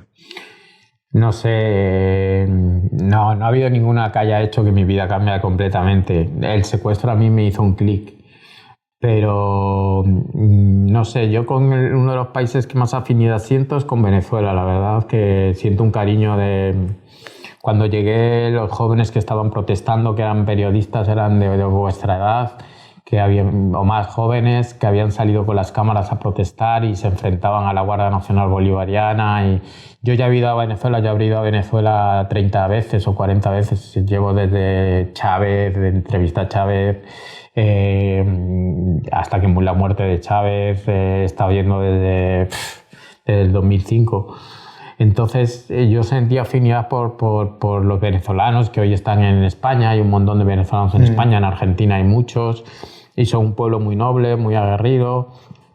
Y a mí me cambió mucho la percepción de... saqué una novela gráfica en donde se llama Venezuela, en donde convertimos mis crónicas en cómic. De la ofensiva de Mosul también hicimos un cómic animado que salió en el País Semanal, salió el cómic de la ofensiva de Mosul. Salió el cómic en el País Semanal y al mismo tiempo en la web del País publicamos un cómic que lo animamos en 3D y como un dibujo animado de la ofensiva, la transformamos en cómic. Después he hecho otros proyectos, he hecho una... Es que me voy de mambo. El tema, estaba diciendo qué tema me cambió a mí, qué tema me cambió. No me ha cambiado mucho. Algo que te llamase la atención, por ejemplo. No, yo digo que Venezuela es el país con el que más afinidad siento y las protestas de Venezuela para mí eran como estar en Siria, tío, porque no descansaba. Por la noche tenía miedo que los servicios secretos... Ahí me echaron de un hotel, vino el director y me dijo, lárgate de aquí porque están viniendo a buscarte, y entonces era que no podía ni dormir tranquilo. Entonces, yo creo que Venezuela me dio un clic de... Porque yo realmente ahí sí sentí un síndrome de... Yo estaba con los estudiantes, con los que salían a las calles a protestar. Ahí sí que no era uno más, estaba en contra de la dictadura de Maduro. Entonces, ahí me pegaron, había que andarse con mucho cuidado porque si grababas solo te venían a robar los guarimberos, entonces íbamos todo un grupo de periodistas de frente, de ver a Frontline, íbamos con chaleco antibalas, con todo. Y en una de esas yo me quedé solo, era la primera cobertura que hacía, me quedé solo, me intentaron robar la cámara, después vino la Policía Nacional Bolivariana, nos arrinconó en un pasillo, me acuerdo que había una de las de los cascos verdes, que eran los que asistían a los escuderos. Los escuderos eran los que luchaban en primera fila, los estudiantes que usaban escudos de madera, utilizaban técnicas troyanas, eran los que se enfrentaban. Era muy guapo verles luchar. O sea, también había que tener contactos para empotrarte con ellos, pero era como ir empotrado al frente de batalla. O sea, hacían estructuras que eran como en la película 300. Se defendían de los perdigones, de las pelotas de gas, de los disparos. Y nos acorraló la Policía Nacional Bolivariana, una chica que se metió la mano, se hizo pipí en los pantalones y dijeron: venga, ¿ahora qué hacéis? Que sois tan valientes. Nos encañonaron. Yo salí, me metieron con la culata un pistoletazo en la cabeza, me quitaron la GoPro y me apuntaron a la cabeza el policía y me dijo: venga, tira, español, lárgate de aquí.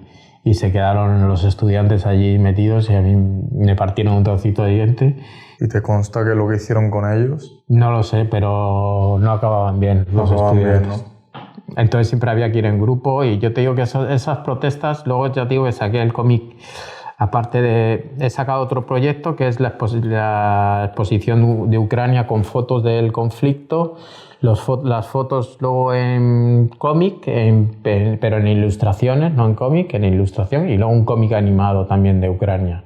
Y otro proyecto que saqué es la novela gráfica Venezuela, que lo podéis encontrar en Amazon y en las librerías de España, y que todas mis crónicas de Venezuela, en el contexto de las protestas del 2017, se han metido también las otras crónicas que he hecho de Venezuela, y ahí me podéis ver, están mezcladas algunas fotogramas de mis reportajes con el cómic, o sea, se puede ver que todo es realidad.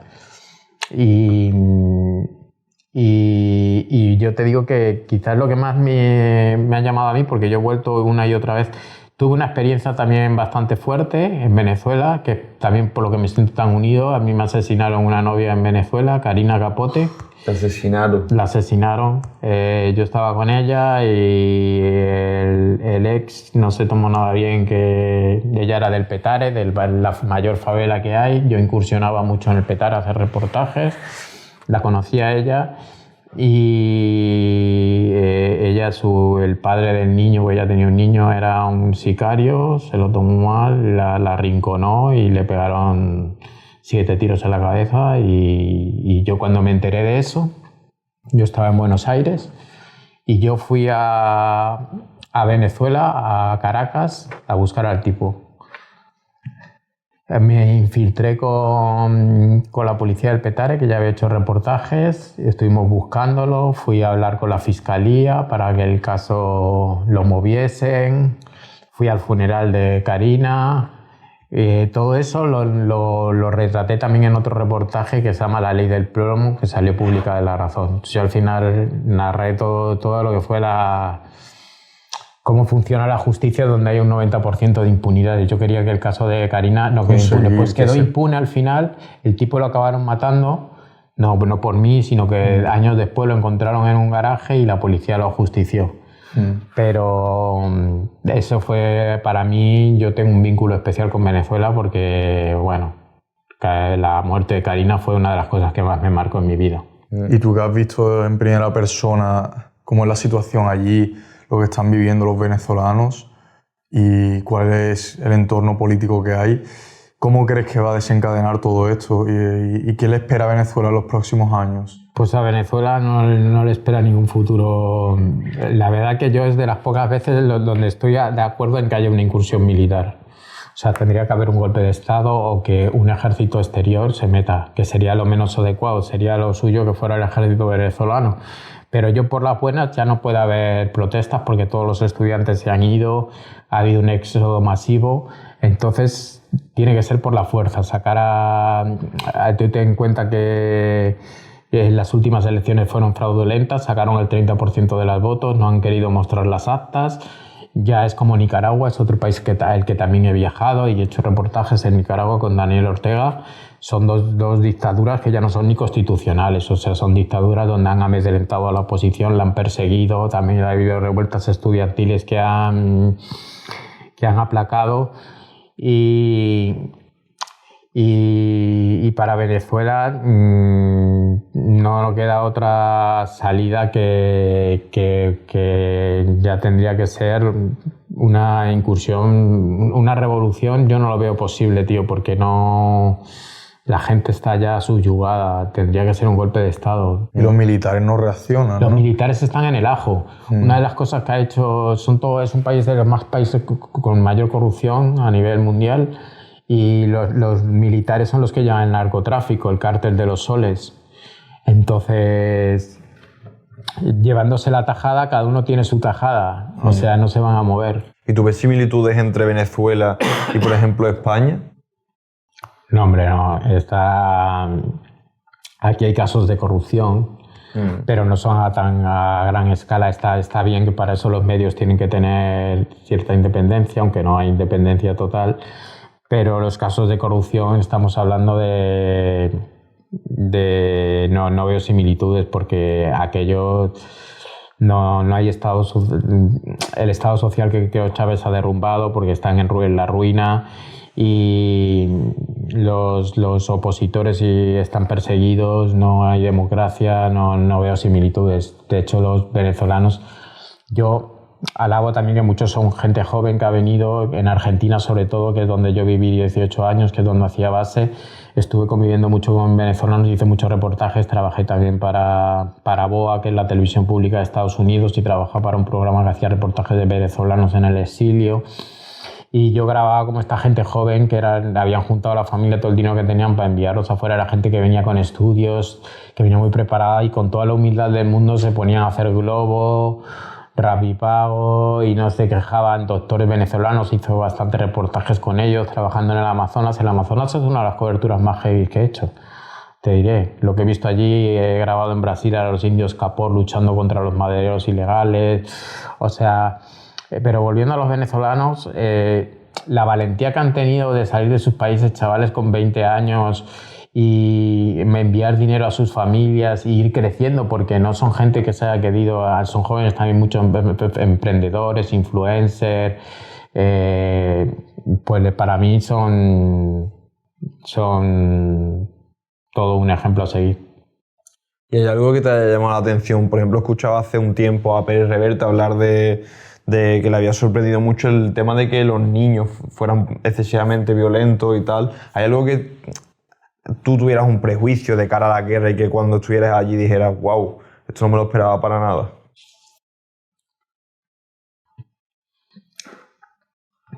No sé, el tema de los niños es uno de los primeros temas que yo retrato cuando llega un conflicto. De hecho, yo he llegado ya pues es uno de los temas que a mí más me afecta. Pues cuando hablabas del estrés postraumático, pues es uno de los temas. Yo hice un reportaje muy fuerte de desnutrición en Afganistán. Ha sido uno de los últimos países en el que he viajado, y he hecho unos reportajes muy fuertes donde veía cómo vendían a niños por dinero. Vi cómo vendían a niños recién nacidos por dinero, a familias que venían. Vi el reportaje que hice de desnutrición con Médicos Sin Fronteras.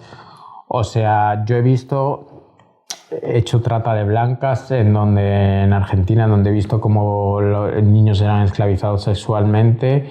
O sea, yo lo que he visto es que la barbarie es todavía aún mayor que lo que te puedas imaginar. O sea, la realidad supera la ficción. O sea, hay un mundo, un universo aparte que en este momento no nos tenemos que olvidar, está pasando en algunos países. Tenemos las 43.000 muertes que ha habido en Oriente Medio. Acaban de devolver los cadáveres de una familia donde había 2 niños. Los niños gazatíes muertos.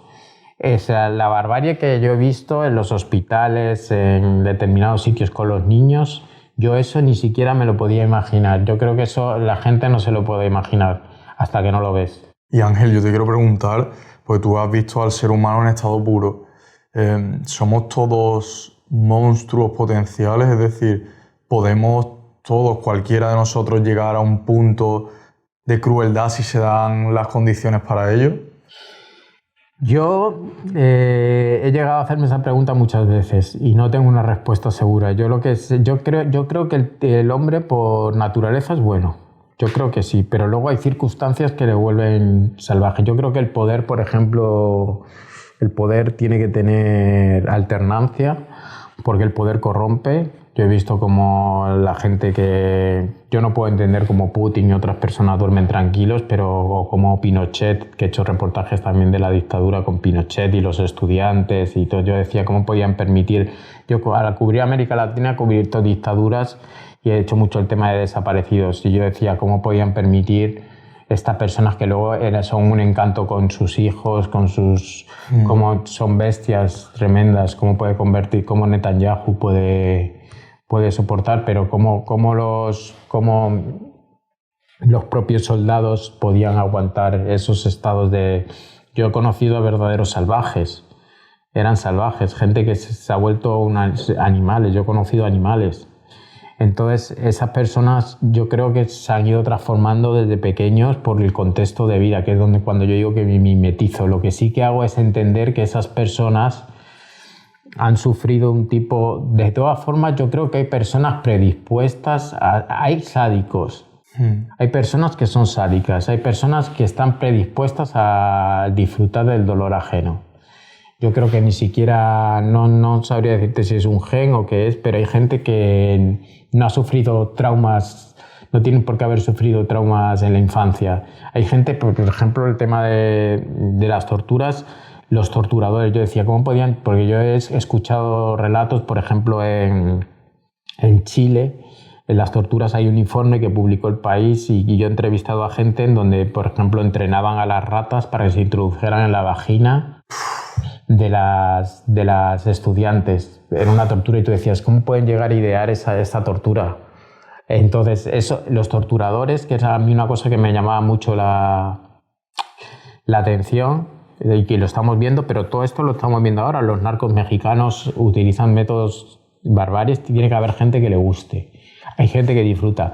O sea, yo lo veo mucho, me gusta mucho la fantasía y todo el mundo de Mordor. Yo digo, Mordor existe, tío, como el Señor de los Anillos. O sea, hay un mundo de oscuridad en donde yo espero que la luz triunfe sobre la oscuridad, pero hay un mundo oscuro. Lo que hacemos los reporteros que nos dedicamos de esto en este tipo de cosas es ir a esos lugares y traer un cachito de esa realidad para que por lo menos los que vivimos todavía en un mundo en tranquilidad y en paz, por lo menos seamos conscientes de lo que está ocurriendo en esos países. Pero son verdaderos, ya te digo, es Mordor. O sea, existen los trolls, existen los animales, las bestias, los lobos. Claro, es que en las noticias vemos una pequeña parte, vemos el contexto general, pero después dentro de una guerra, un conflicto, tienen que haber tantas casuísticas de violaciones, Esa es otra cosa, el tema de las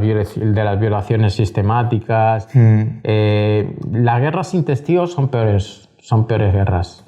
O sea, lo único que a la prensa cada vez, ya te digo, a mí me han deportado y me han expulsado de Ucrania. Porque cuando estuve en el 2014 hice reportajes con una fixer que trabajaba para el CBU, para los servicios secretos, no le gustó los reportajes que hicimos y nos metieron en una lista negra. Entonces, ucranianos. Entonces yo fui y cubrí la guerra del comienzo en el 2014, volví después, me deportaron, me dijeron que ya estaba fuera de la lista y hace un año y medio, una cosa así, volver a entrar en la frontera en Moldavia, me expulsaron directamente, me dejaron en mitad de la nieve y me tuve que volver. ¿Y qué documentaste que no le gustó? Pues yo creo que uno de los reportajes que documenté que no les gustaron es con el Praise Sector. Que el Praise Sector es un grupo paramilitar que lucha con el ejército ucraniano, pero que son nazis, pero que oficialmente no luchan con ellos. Entonces yo retraté cómo estaban utilizando las bases militares de Ucrania y cómo estaban auspiciados por el ejército ucraniano y eran nazis. Pero bueno, yo creo que fue por eso. Pero ¿y realmente son las guerras como las cuentan? Por ejemplo, en el caso de Rusia y Ucrania, en Europa, ¿no? Todo el mundo tiene claro quién es el malo y quién es el bueno. ¿Realmente hay buenos y malos una vez que entras allí? Bueno, hay que tener en cuenta que Ucrania, o sea, evidentemente lo de Ucrania es una invasión que ya empezó con la invasión de Crimea, que después se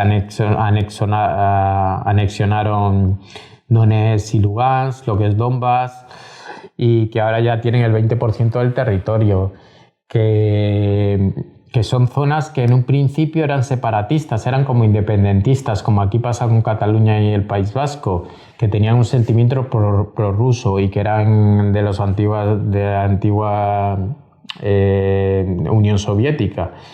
Pero de ahí, yo por ejemplo, ya te digo, yo he sido expulsado y deportado y creo que el gobierno ucraniano no está, ahora mismo todavía no tiene las suficientes garantías democráticas como para entrar en la Unión Europea.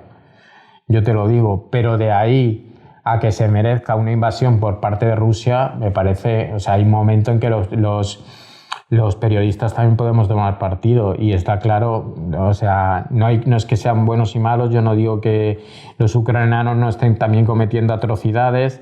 Como te digo, yo he grabado la parte que no le gustaba a los ucranianos, que era la del Prey Sector, he grabado reportajes, o sea, en las guerras pues se cometen atrocidades por las dos partes, pero en este caso es una invasión, es como el tema, es que no podemos, el tema de Oriente Medio y de Gaza, claro que no se puede permitir, es un genocidio lo que ha hecho Israel, pero tampoco vamos a apoyar a Hamás.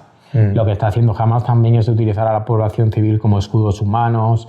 Entonces tienes que tener en cuenta también que por qué surgen los grupos terroristas, porque claro, a Palestina la están pisoteando prácticamente desde los acuerdos de la Segunda Guerra Mundial, cuando ya se instalaron los judíos en la Franja de Gaza y en Jerusalén y tal, no han respetado las fronteras que tenían y entonces surgen los grupos terroristas y luego están los países sauditas, que son los que están financiando a los grupos terroristas. Entonces yo no voy a apoyar a Hamás, ni mucho menos, es un grupo terrorista, pero sí voy a apoyar al pueblo palestino. Entonces no se puede permitir que porque haya habido 1.200 muertes, que es lo que ocurrió cuando en la última incursión en la que los Hamás secuestró mató a 1.200 judíos, 1.200 hebreos en la frontera. Entonces secuestraron a todos los rehenes que tienen y entonces vino la incursión, pero es que ya van 43.000 muertos. Eso no se puede permitir y muchos de ellos niños. Entonces hay veces que no digo buenos y malos, pero está claro que hay personas que se merecen estar, no lo digo yo, están en el Tribunal Internacional de la Haya buscados. Netanyahu tiene una orden de detención en el Tribunal Internacional de la Haya, que Estados Unidos con Donald Trump se ha salido. Yo no puedo apoyar a Donald Trump, no te puedo decir si es bueno o malo, pero te puedo decir que no me gusta. O sea, no puedo decir a alguien que no apoya la inmigración, que no apoya quiere expulsar a los gazatíes y montar un resort de lujo en la Franja de Gaza. O sea, hay gente muy oscura, tío. Pero ¿no crees que, por ejemplo, en el caso de Estados Unidos, esos círculos de poder que tú hablabas antes en tema de los medios de comunicación, también están muy arraigados dentro del poder institucional de Estados Unidos? Ya vemos que Donald Trump... No, claro, Donald, es que el lobby, ¿por qué te crees que Israel está tan apoyado por Estados Unidos? Porque hay un lobby judío muy fuerte, financian las campañas, tienen muchos negocios y tienen mucho dinero.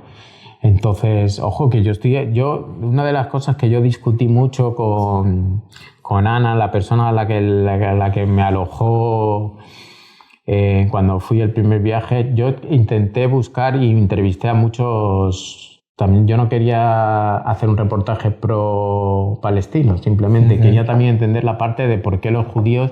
Yo me fui a Eilat luego a bucear y me gusta el buceo y yo veía como estaban todos los... que es como la Ibiza, y veía y yo decía... Yo quería entender cómo la mayoría de los israelitas, ahora no porque están en guerra, pero viven como... No les importa, viven perfectamente pese a todo lo que está ocurriendo. Intentaba hablar con ellos, intentaba entenderles en las entrevistas y era muy difícil, no posicionarme en la cosa pro-palestina. ¿Qué te decían? No, pues ellos me decían que realmente ellos estaban sufriendo el terrorismo y que habían sufrido la persecución durante muchos años. Y yo creo que ellos no eran... ahora sí, ahora con la guerra sí están, pero la mayoría no yo creo que no son muy conscientes de lo que está ocurriendo, no se están más preocupados de su día a día que de la guerra. No se preocupan, son temas militares, no lo tienen. ¿Pero crees que al haber sido ellos víctimas en el pasado se le ha dado ahora una carta blanca para hacer lo que quieran? No, yo creo que va más por el tema de que tienen mucho poder en el Congreso de Estados Unidos. El Congreso de Estados Unidos permite lobbies, es legal. Y las farmacéuticas, las armamentísticas... No, pero me refiero a nivel personal, es decir, de la población judía, de que a ellos se les haya implantado el hecho de que, como han sido víctimas en el pasado, ahora lo que están haciendo es justificado. No, yo no creo que vaya por ahí. Ellos han sufrido mucho el Holocausto. Yo he estado en Auschwitz, en Polonia, he visitado los campos de Terezín en la República Checa y ahora estoy viendo muchas series de la Segunda Guerra Mundial y fue una atrocidad. El Holocausto, lo que yo no puedo entender es que después del Holocausto, o sea, estén repitiendo ellos un genocidio no de tamaña magnitud, pero entonces por eso te digo que la realidad supera, o sea, tú no puedes llegar a idear una película de terror o un libro de terror, ni Stephen King podría llegar a crear unos campos de exterminio nazis. Y no puedes llegar a narrar tanta brutalidad y tanto salvajismo. Yo esa pregunta que me habéis hecho, yo no sé cómo el hombre puede llegar a esos grados de salvajismo. Y que muchos eran personas normales. Es decir, el panadero, Yo no sé si son personas normales. Ya te digo, por ejemplo, los que trabajaban en los campos de concentración, los que trabajaban allí, yo no sé si eran personas normales. Yo creo que ellos escogían... como te digo, en mi secuestro hubo dos grupos. A Antonio lo metieron con los sádicos y a nosotros nos metieron con gente normal, pero Antonio estuvo con los sádicos. Esos sádicos, ellos sabían quiénes eran los sádicos. Esos sádicos, cada grupo, a nosotros nos tocaron, digamos, que las personas normales que a ti te dicen, tú dale que por tu realidad eres un soldado. Y te dicen, no te tomes como un secuestro, tómalo como un prisionero. Nosotros éramos prisioneros. Entonces te dicen, tú eres un carcelero y tú te toca ser carcelero en una guerra. Y tú dices, no maltratas al tipo, no tienes necesidad, no vas a ganar más dinero por maltratarlo. Le das la comida, le dices, hola, tampoco te haces amigo de él, pero hay gente que disfruta. Entonces yo creo que... Son personas normales. Lo que hice, había un estudio en Estados Unidos que hicieron como un experimento de roles, de yo soy el carcelero, tú eres prisionero, y acabaron teniendo que cortar el experimento porque había conductas sádicas sin necesidad de ese sadismo, que lo dices tú. Entonces, al final, todo el mundo sigue órdenes, ¿no? Y me imagino que aquellas personas que cometieron esas atrocidades sentirían que seguían órdenes o que querían formar parte de... Pero... volviendo un poco a lo que hablábamos antes relacionado con el tema de los judíos y los medios, ¿no crees que también había un poco de exageración y de marketing detrás de lo que ha sido el Holocausto? Porque había otras atrocidades en las que han muerto muchísimas más personas. Yo no creo. No ha sido la peor genocidio de la historia, ni mucho menos. Yo creo que sí, que ha sido el peor genocidio. No, por ejemplo, en África, ¿cómo era el Ruanda, pues?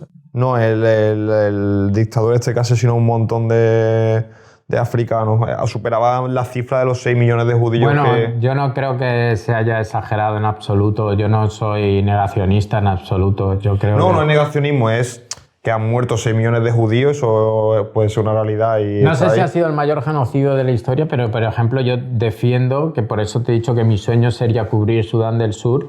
África es el continente olvidado. Claro. Yo he cubierto Níger, he ido a Mali y Nigeria, las fronteras. Y fue uno de esos viajes que hice yo arriesgándome en verano, porque en agosto, como no hay noticias, es cuando más posibilidades tienes de meter un conflicto olvidado. Entonces yo me fui a Níger, hice el vientre del mundo, es el país con mayor natalidad del mundo, pero también de mayor mortalidad infantil. Hice la encrucijada del éxodo masivo, que lo he hecho en varios países, también lo hice en los Balcanes, en Lesbos, en el Mediterráneo. Y yo he intentado, es África, que Xavier Colas es un periodista que es quien está cubriendo África con mayor, aunque también está Naranjo y otros que están cubriendo África. Es un territorio olvidado donde están pasando las mayores atrocidades. Ahora mismo, la mayor crisis humanitaria que hay está en Sudán del Sur y nadie habla de ello. Por eso es muy importante que los periodistas estén. Y ahora todos los recortes que ha propuesto Donald Trump de las ayudas a los fondos internacionales. África es el continente donde efectivamente no hay publicidad, claro. No hay... Sí, que se ha drenado mucha atención a lo mejor porque estaba en el corazón de Europa. El tema de los conflictos olvidados, claro. Todo lo que está pasando en el Congo, en donde ahora mismo la guerrilla está tomando el país. O sea, África es un continente derribado, hambruna, Haití, donde las bandas tienen el control del país y nadie habla absolutamente de África. Por eso te digo que a mí hubo un momento en que me llegaba a atormentar todo eso. Claro. Entonces me tuve que desconectar porque ya no era capaz de disfrutar del día a día. Decía, pero es que esto me cabreaba, estaba cabreado con el mundo, ¿sabes? Entonces es como que decías, pero aquí la gente no siente interés por lo que está pasando por esos países. Y un momento en que te tienes que tranquilizar y ver que la gente lleva su día a día, su normalidad, y lo único que uno intenta es que por lo menos cada uno muestre un poco de interés, porque yo simplemente mostrando interés por lo que ocurre, la única manera que tenemos de hacer de que las cosas cambien, o sea, de contrarrestar, es la información. Si no se informa de un conflicto, no existe. Así de claro. Lo que está pasando, África está totalmente invadida de la pobreza, la desigualdad, las guerras, y no existe, no escuchamos nada hablar de ella. Y están ocurriendo atrocidades de toda índole, niños soldados, violaciones masivas. Y entonces, por eso es necesario que los periodistas estén en esta zona. Sí, pero después también hay un problema con el cómo se informa, ¿no? Porque como tú decías, muchas veces hay unos intereses detrás y hay unos fondos muy grandes pues dirigiendo hacia cierto sentido. Y yo te quería preguntar cómo de cerca o de lejos está pues el periodismo o lo que vemos nosotros, las personas comunes, de la realidad, tú que has estado ahí dentro. Pues yo creo que depende de qué tipo de periodismo. Sí, a nivel general me refiero, porque claro, yo entiendo que cada cadena, cada tú tienes que tener en cuenta que tú te enfrentas al dilema cuando eres periodista de que grabas una cosa pero luego tienes que venderla. O sea, no sirve de nada y llegar a un conflicto como yo llegaba y que luego no se emita el reportaje. Por eso yo no respiraba tranquilo. Y eso te frustraba mucho hasta que no veía a la luz el reportaje. Pero tú cuando ves un reportaje dices, a mí me ha pasado con el tema del transgénero, que ha habido reportajes con transexuales en Cuba que dice que no vendían y que no interesaban. He hecho temas que son demasiado fuertes y no ven la luz. Y entonces tú dices, yo tengo que hacer que esto interese a tus editores. Entonces tienes un filtro, una autocensura que tú te haces en donde tienes que ver que el reportaje interese, tenga un gancho de actualidad, porque tú al final estás vendiendo la noticia y la noticia se va a emitir en un medio que compra a la gente, que ve la gente, que vive de la publicidad, entonces tú te vuelves como un vendedor.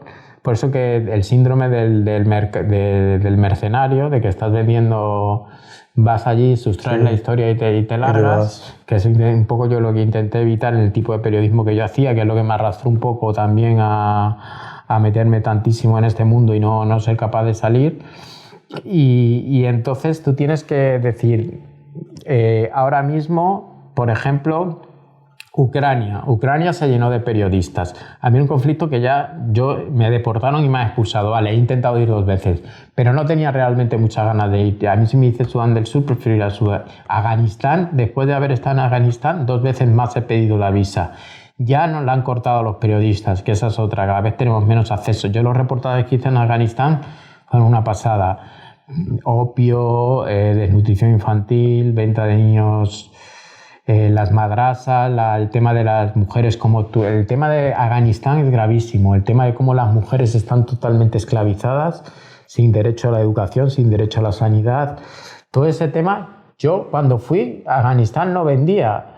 La habían tomado los talibanes, pero era la atrocidad tan grande que yo conseguí que en televisión que trabajaba 4, el informativo de fin de semana, tenían mayor interés por estos temas y pude sacarlos porque eran muy buenos. Pero tú puedes ir a un país como estos, tú ahora mismo vas en Sudán del Sur, ahora mismo vas a Sudán del Sur o a otro país africano, te planchas allí, ofreces un tema a Madrid y no te lo compran. Entonces tú tienes que buscar, tú tienes que ser consciente también de eso. Yo lo que hacía es ir a Conflictos Olvidados en agosto y como ya sabían quién era yo y que iba a hacer un reportaje muy chulo, me lo compraban. Pero tienes que, al final el periodista también tiene un poco que autocensurarse y ver cómo vender el producto que sea atractivo para la tele, para el diario o para la radio. Entonces, o para las plataformas, que es donde yo estoy apuntando ahora. Yo ahora el paso que estoy dando que ha sido parar e intentar apuntar a las plataformas, a un Netflix, a un Movistar, Entonces, esos temas te enfrentas con un tío que es el final que decide si esto lo aprueba o no, esto interesa o no. Y como te digo, por ejemplo, tú tienes al final como periodista, tú el conflicto que ves es el conflicto un poco que ya ha pasado los filtros de violencia, de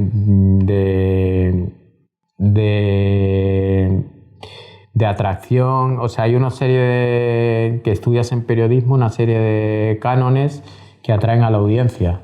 Entonces, ver muchas atrocidades en el informativo no afecta. Entonces tú ves, digamos que generalmente lo que ves es menos fuerte que la realidad. Ha pasado un filtro en donde ha sido procesado para que tú veas la noticia de una manera, pero el periodista la está viviendo y la gente que vive allí la está viviendo de una forma mucho más brutal. Entonces, esos sentimientos, esas cosas que tú vives cuando estás durmiendo con ellos, sufriendo un poco, viendo lo que les pasa, eso no lo tiene el espectador. Y Ángel, de todos los años que has estado haciendo estos viajes, ¿qué ha sido lo más brutal que has tenido que hacer para mimetizarte?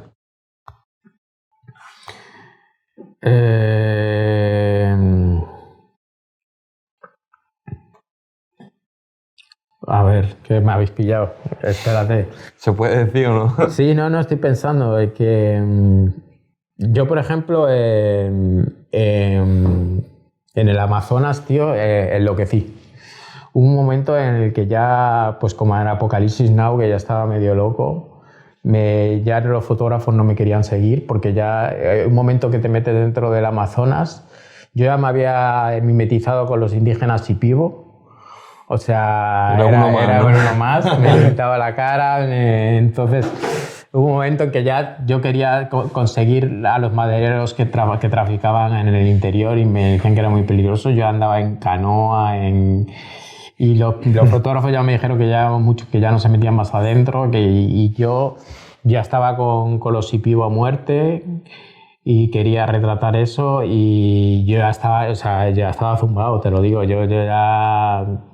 No eras ni periodista, No era ni periodista, tío, estaba perdiendo el norte. ¿Qué hacías? Y me metí, dije, quiero la historia y ahí me estuve metido un mes en la selva, durmiendo allí con ellos y para conseguir el reportaje, los reportajes que saqué, y yo ahí pillé malaria, dengue, allí pillé dengue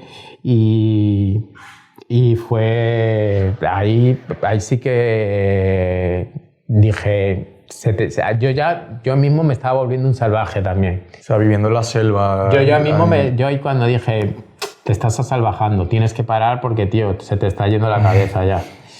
¿Pero y qué tenías que hacer? ¿Comer algo extraño? No, ¿Fumar? comías el pescado que ellos tomaban. Por ejemplo, yo hice el reportaje de ayahuasca, pero no me atreví a probar la ayahuasca porque ya estoy bastante zumbado. ¿Cómo era tu día a día allí, por decirlo así? Pues, por ejemplo, dormíamos que me pasó que... Bueno, yo estaba en Iquitos también, he estado en el Amazonas varias veces, pero la vez esta en la que fue en Pucallpa, que es en la que más enloquecí, que yo cuando fui dije, ¿en verdad hay acceso a estas cosas aquí? Entonces volví cuando tampoco vendía el Amazonas, pero volvía y dije, tengo acceso a los Shipibo, puedo entrar en la selva, puedo grabar estas cosas. O sea, yo mismo volví. Era después la pandemia y la post-pandemia. El único, yo estaba encerrado en Buenos Aires haciendo reportajes en las villas miseria porque los periodistas teníamos pase de prensa y podíamos movernos. Y entonces yo hice como la pandemia arrasaba las villas miseria, el dengue, Pero cuando el primer viaje que permitieron viajar, muy poquita gente fue a Perú y dije, bueno, pues el único país al que puedo viajar es a Perú. ¿Y qué tengo en el Perú? El Amazonas. Ahí tengo todo el tema de la madera ilegal, de cómo levantan los cuerpos en la zona. Los indígenas estaban sufriendo la pandemia sin medios. En vez de tener oxígeno, no tenían bombonas de oxígeno, utilizaban plantas matico, rituales chamanes. Entonces yo un momento que me fui haciendo amigo de los indígenas, por eso te digo, y entonces me fui metiendo más adentro y dormíamos allí en las casitas de madera que tenían, pescábamos allí en el Amazonas.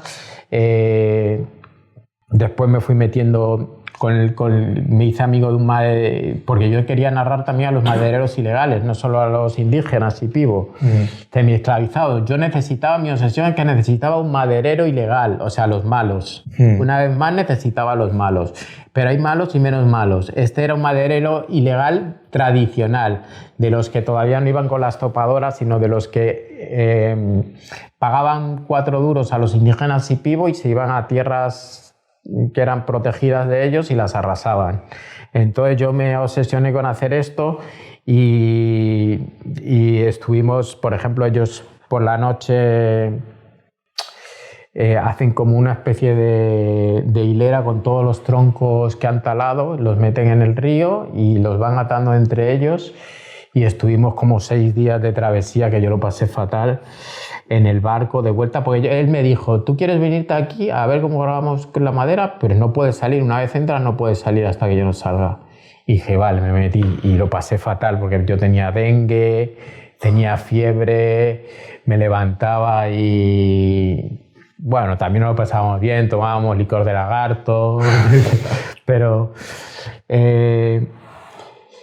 lo pasé fatal, con fiebre, con todo, y yo ya quería el reportaje, y luego fueron 6 días porque ellos meten los troncos de forma clandestina y hacen como una serpiente de madera. Y con la lancha la van manejando como si fueran vacas, la van manejando con la lancha, y yo iba con la lancha y nos teníamos que esconder, apagar las luces cuando venían los controles. Hasta que llega la madera al puerto, ya por fin en Pucallpa, en Ucayali, y ahí ya deja la madera y ya me pude ir, y lo pasé mal. Ahí lo pasé mal porque estaba ya desnutrido, estaba... ¿Y cuál ha sido la situación en la que has estado más cerca de la muerte? Bueno, una de ellas... fue en el reportaje este que os conté con Mosul, en donde grabé al francotirador. Estaba grabando a unos tipos disparando, y un disparo de un francotirador me dio en la pared. Estaba yo aquí grabando, me salpicó la pared, o sea, me pasó rozando el disparo. Esa fue una de las veces que más cerca he estado de la muerte, cuando me estalló la granada al lado. ¿Y tú qué piensas en ese momento cuando te...? Pues se ve en el vídeo, porque estaba grabando otra persona, enfrente, se ve en el vídeo, estaba con Pablo Cobos, con un fotógrafo, y se nos ve en el vídeo que nos dicen que está un francotirador ahí. Y entonces cuando yo siento el disparo, porque el francotirador no suena casi el disparo, hace así, y chocó contra la pared, y la pared me escupió la tiza. Entonces se nos ve que rodamos por el suelo y empezamos a correr, y nada, yo salgo en el vídeo temblando cuando encima tienes que grabar y decir, estamos aquí en mitad de las bombas, y tú tiritando. ¿Y has desarrollado algún tipo de creencia en algo superior, algún tipo de religión para superar todo eso?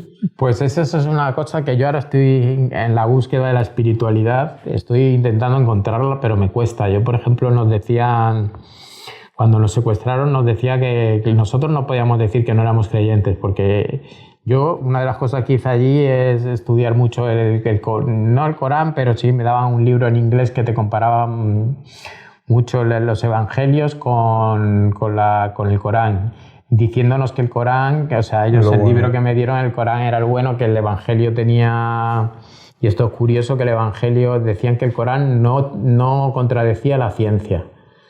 Y te decían que, por ejemplo, la creación del mundo en el Corán era mucho más ambiguo, no te decía que había sido hace tantos años, que la Génesis está demostrado por los científicos que no fue en esa época cuando se creó el mundo. Bueno, el descubrimiento de la luna dice que en el Corán ya lo predecían porque en una de las suras. Bueno, entonces nosotros no podíamos decir que no éramos creyentes, y la mayoría de nosotros no éramos creyentes, vamos, yo creo que los 3 no éramos creyentes, pero nos decían por qué no rezáis, porque ellos, Alá, ellos Jesucristo es un profeta. Ellos tienen muchas cosas del... Yo era muy creyente, pero cuando yo antes de periodismo estudié filosofía. Y cuando empecé a estudiar filosofía fui perdiendo un poco la fe. Pero te puedes creer que yo no pedía mucho a Dios allá adentro. ¿No? No. Ahora es cuando lo estoy intentando buscar más. Pero como yo lo digo, no un Dios, como un ser superior. Es que me cuesta mucho pensar que cuando estás tan cerca de la muerte no... Pero es que también te cuesta pensar que pueda permitir esas atrocidades. Entonces, yo procuro no pensar mucho en ello. Ahora estoy intentando pensar más en ello porque creo que hace falta, no sé si un Dios como cada uno lo conciba, pero un ser superior, que hay un ser superior. ¿No crees que es mejor un Dios que permite el mal? No que lo quiera, sino que lo permita, a un Dios que solo permite el bien. No, yo no creo. Yo creo que hay un ser superior, una energía superior que permite el libre albedrío. Claro. Y el hombre, entonces lo que me cuesta, no sé hasta qué punto puede llegar a inmiscuirse en los asuntos mundanos que nos ocurren a los seres humanos. Pero sí creo que hay una energía, un ser superior que está detrás, pero no te puedo dar más respuestas, no lo sé. Yo te digo que yo curiosamente dormía muy bien. Cuando empecé a tener problemas de insomnio fue cuando salí. Dormía muy bien, pero yo estaba acojonado, yo me volví loco adentro y yo estaba pensando que me iba a matar.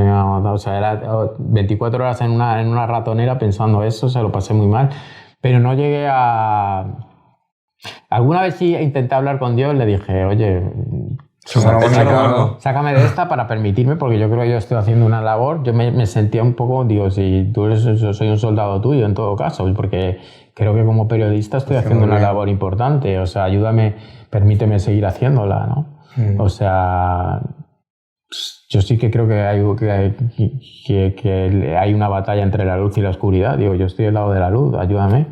Pero no rezaba mucho, la verdad.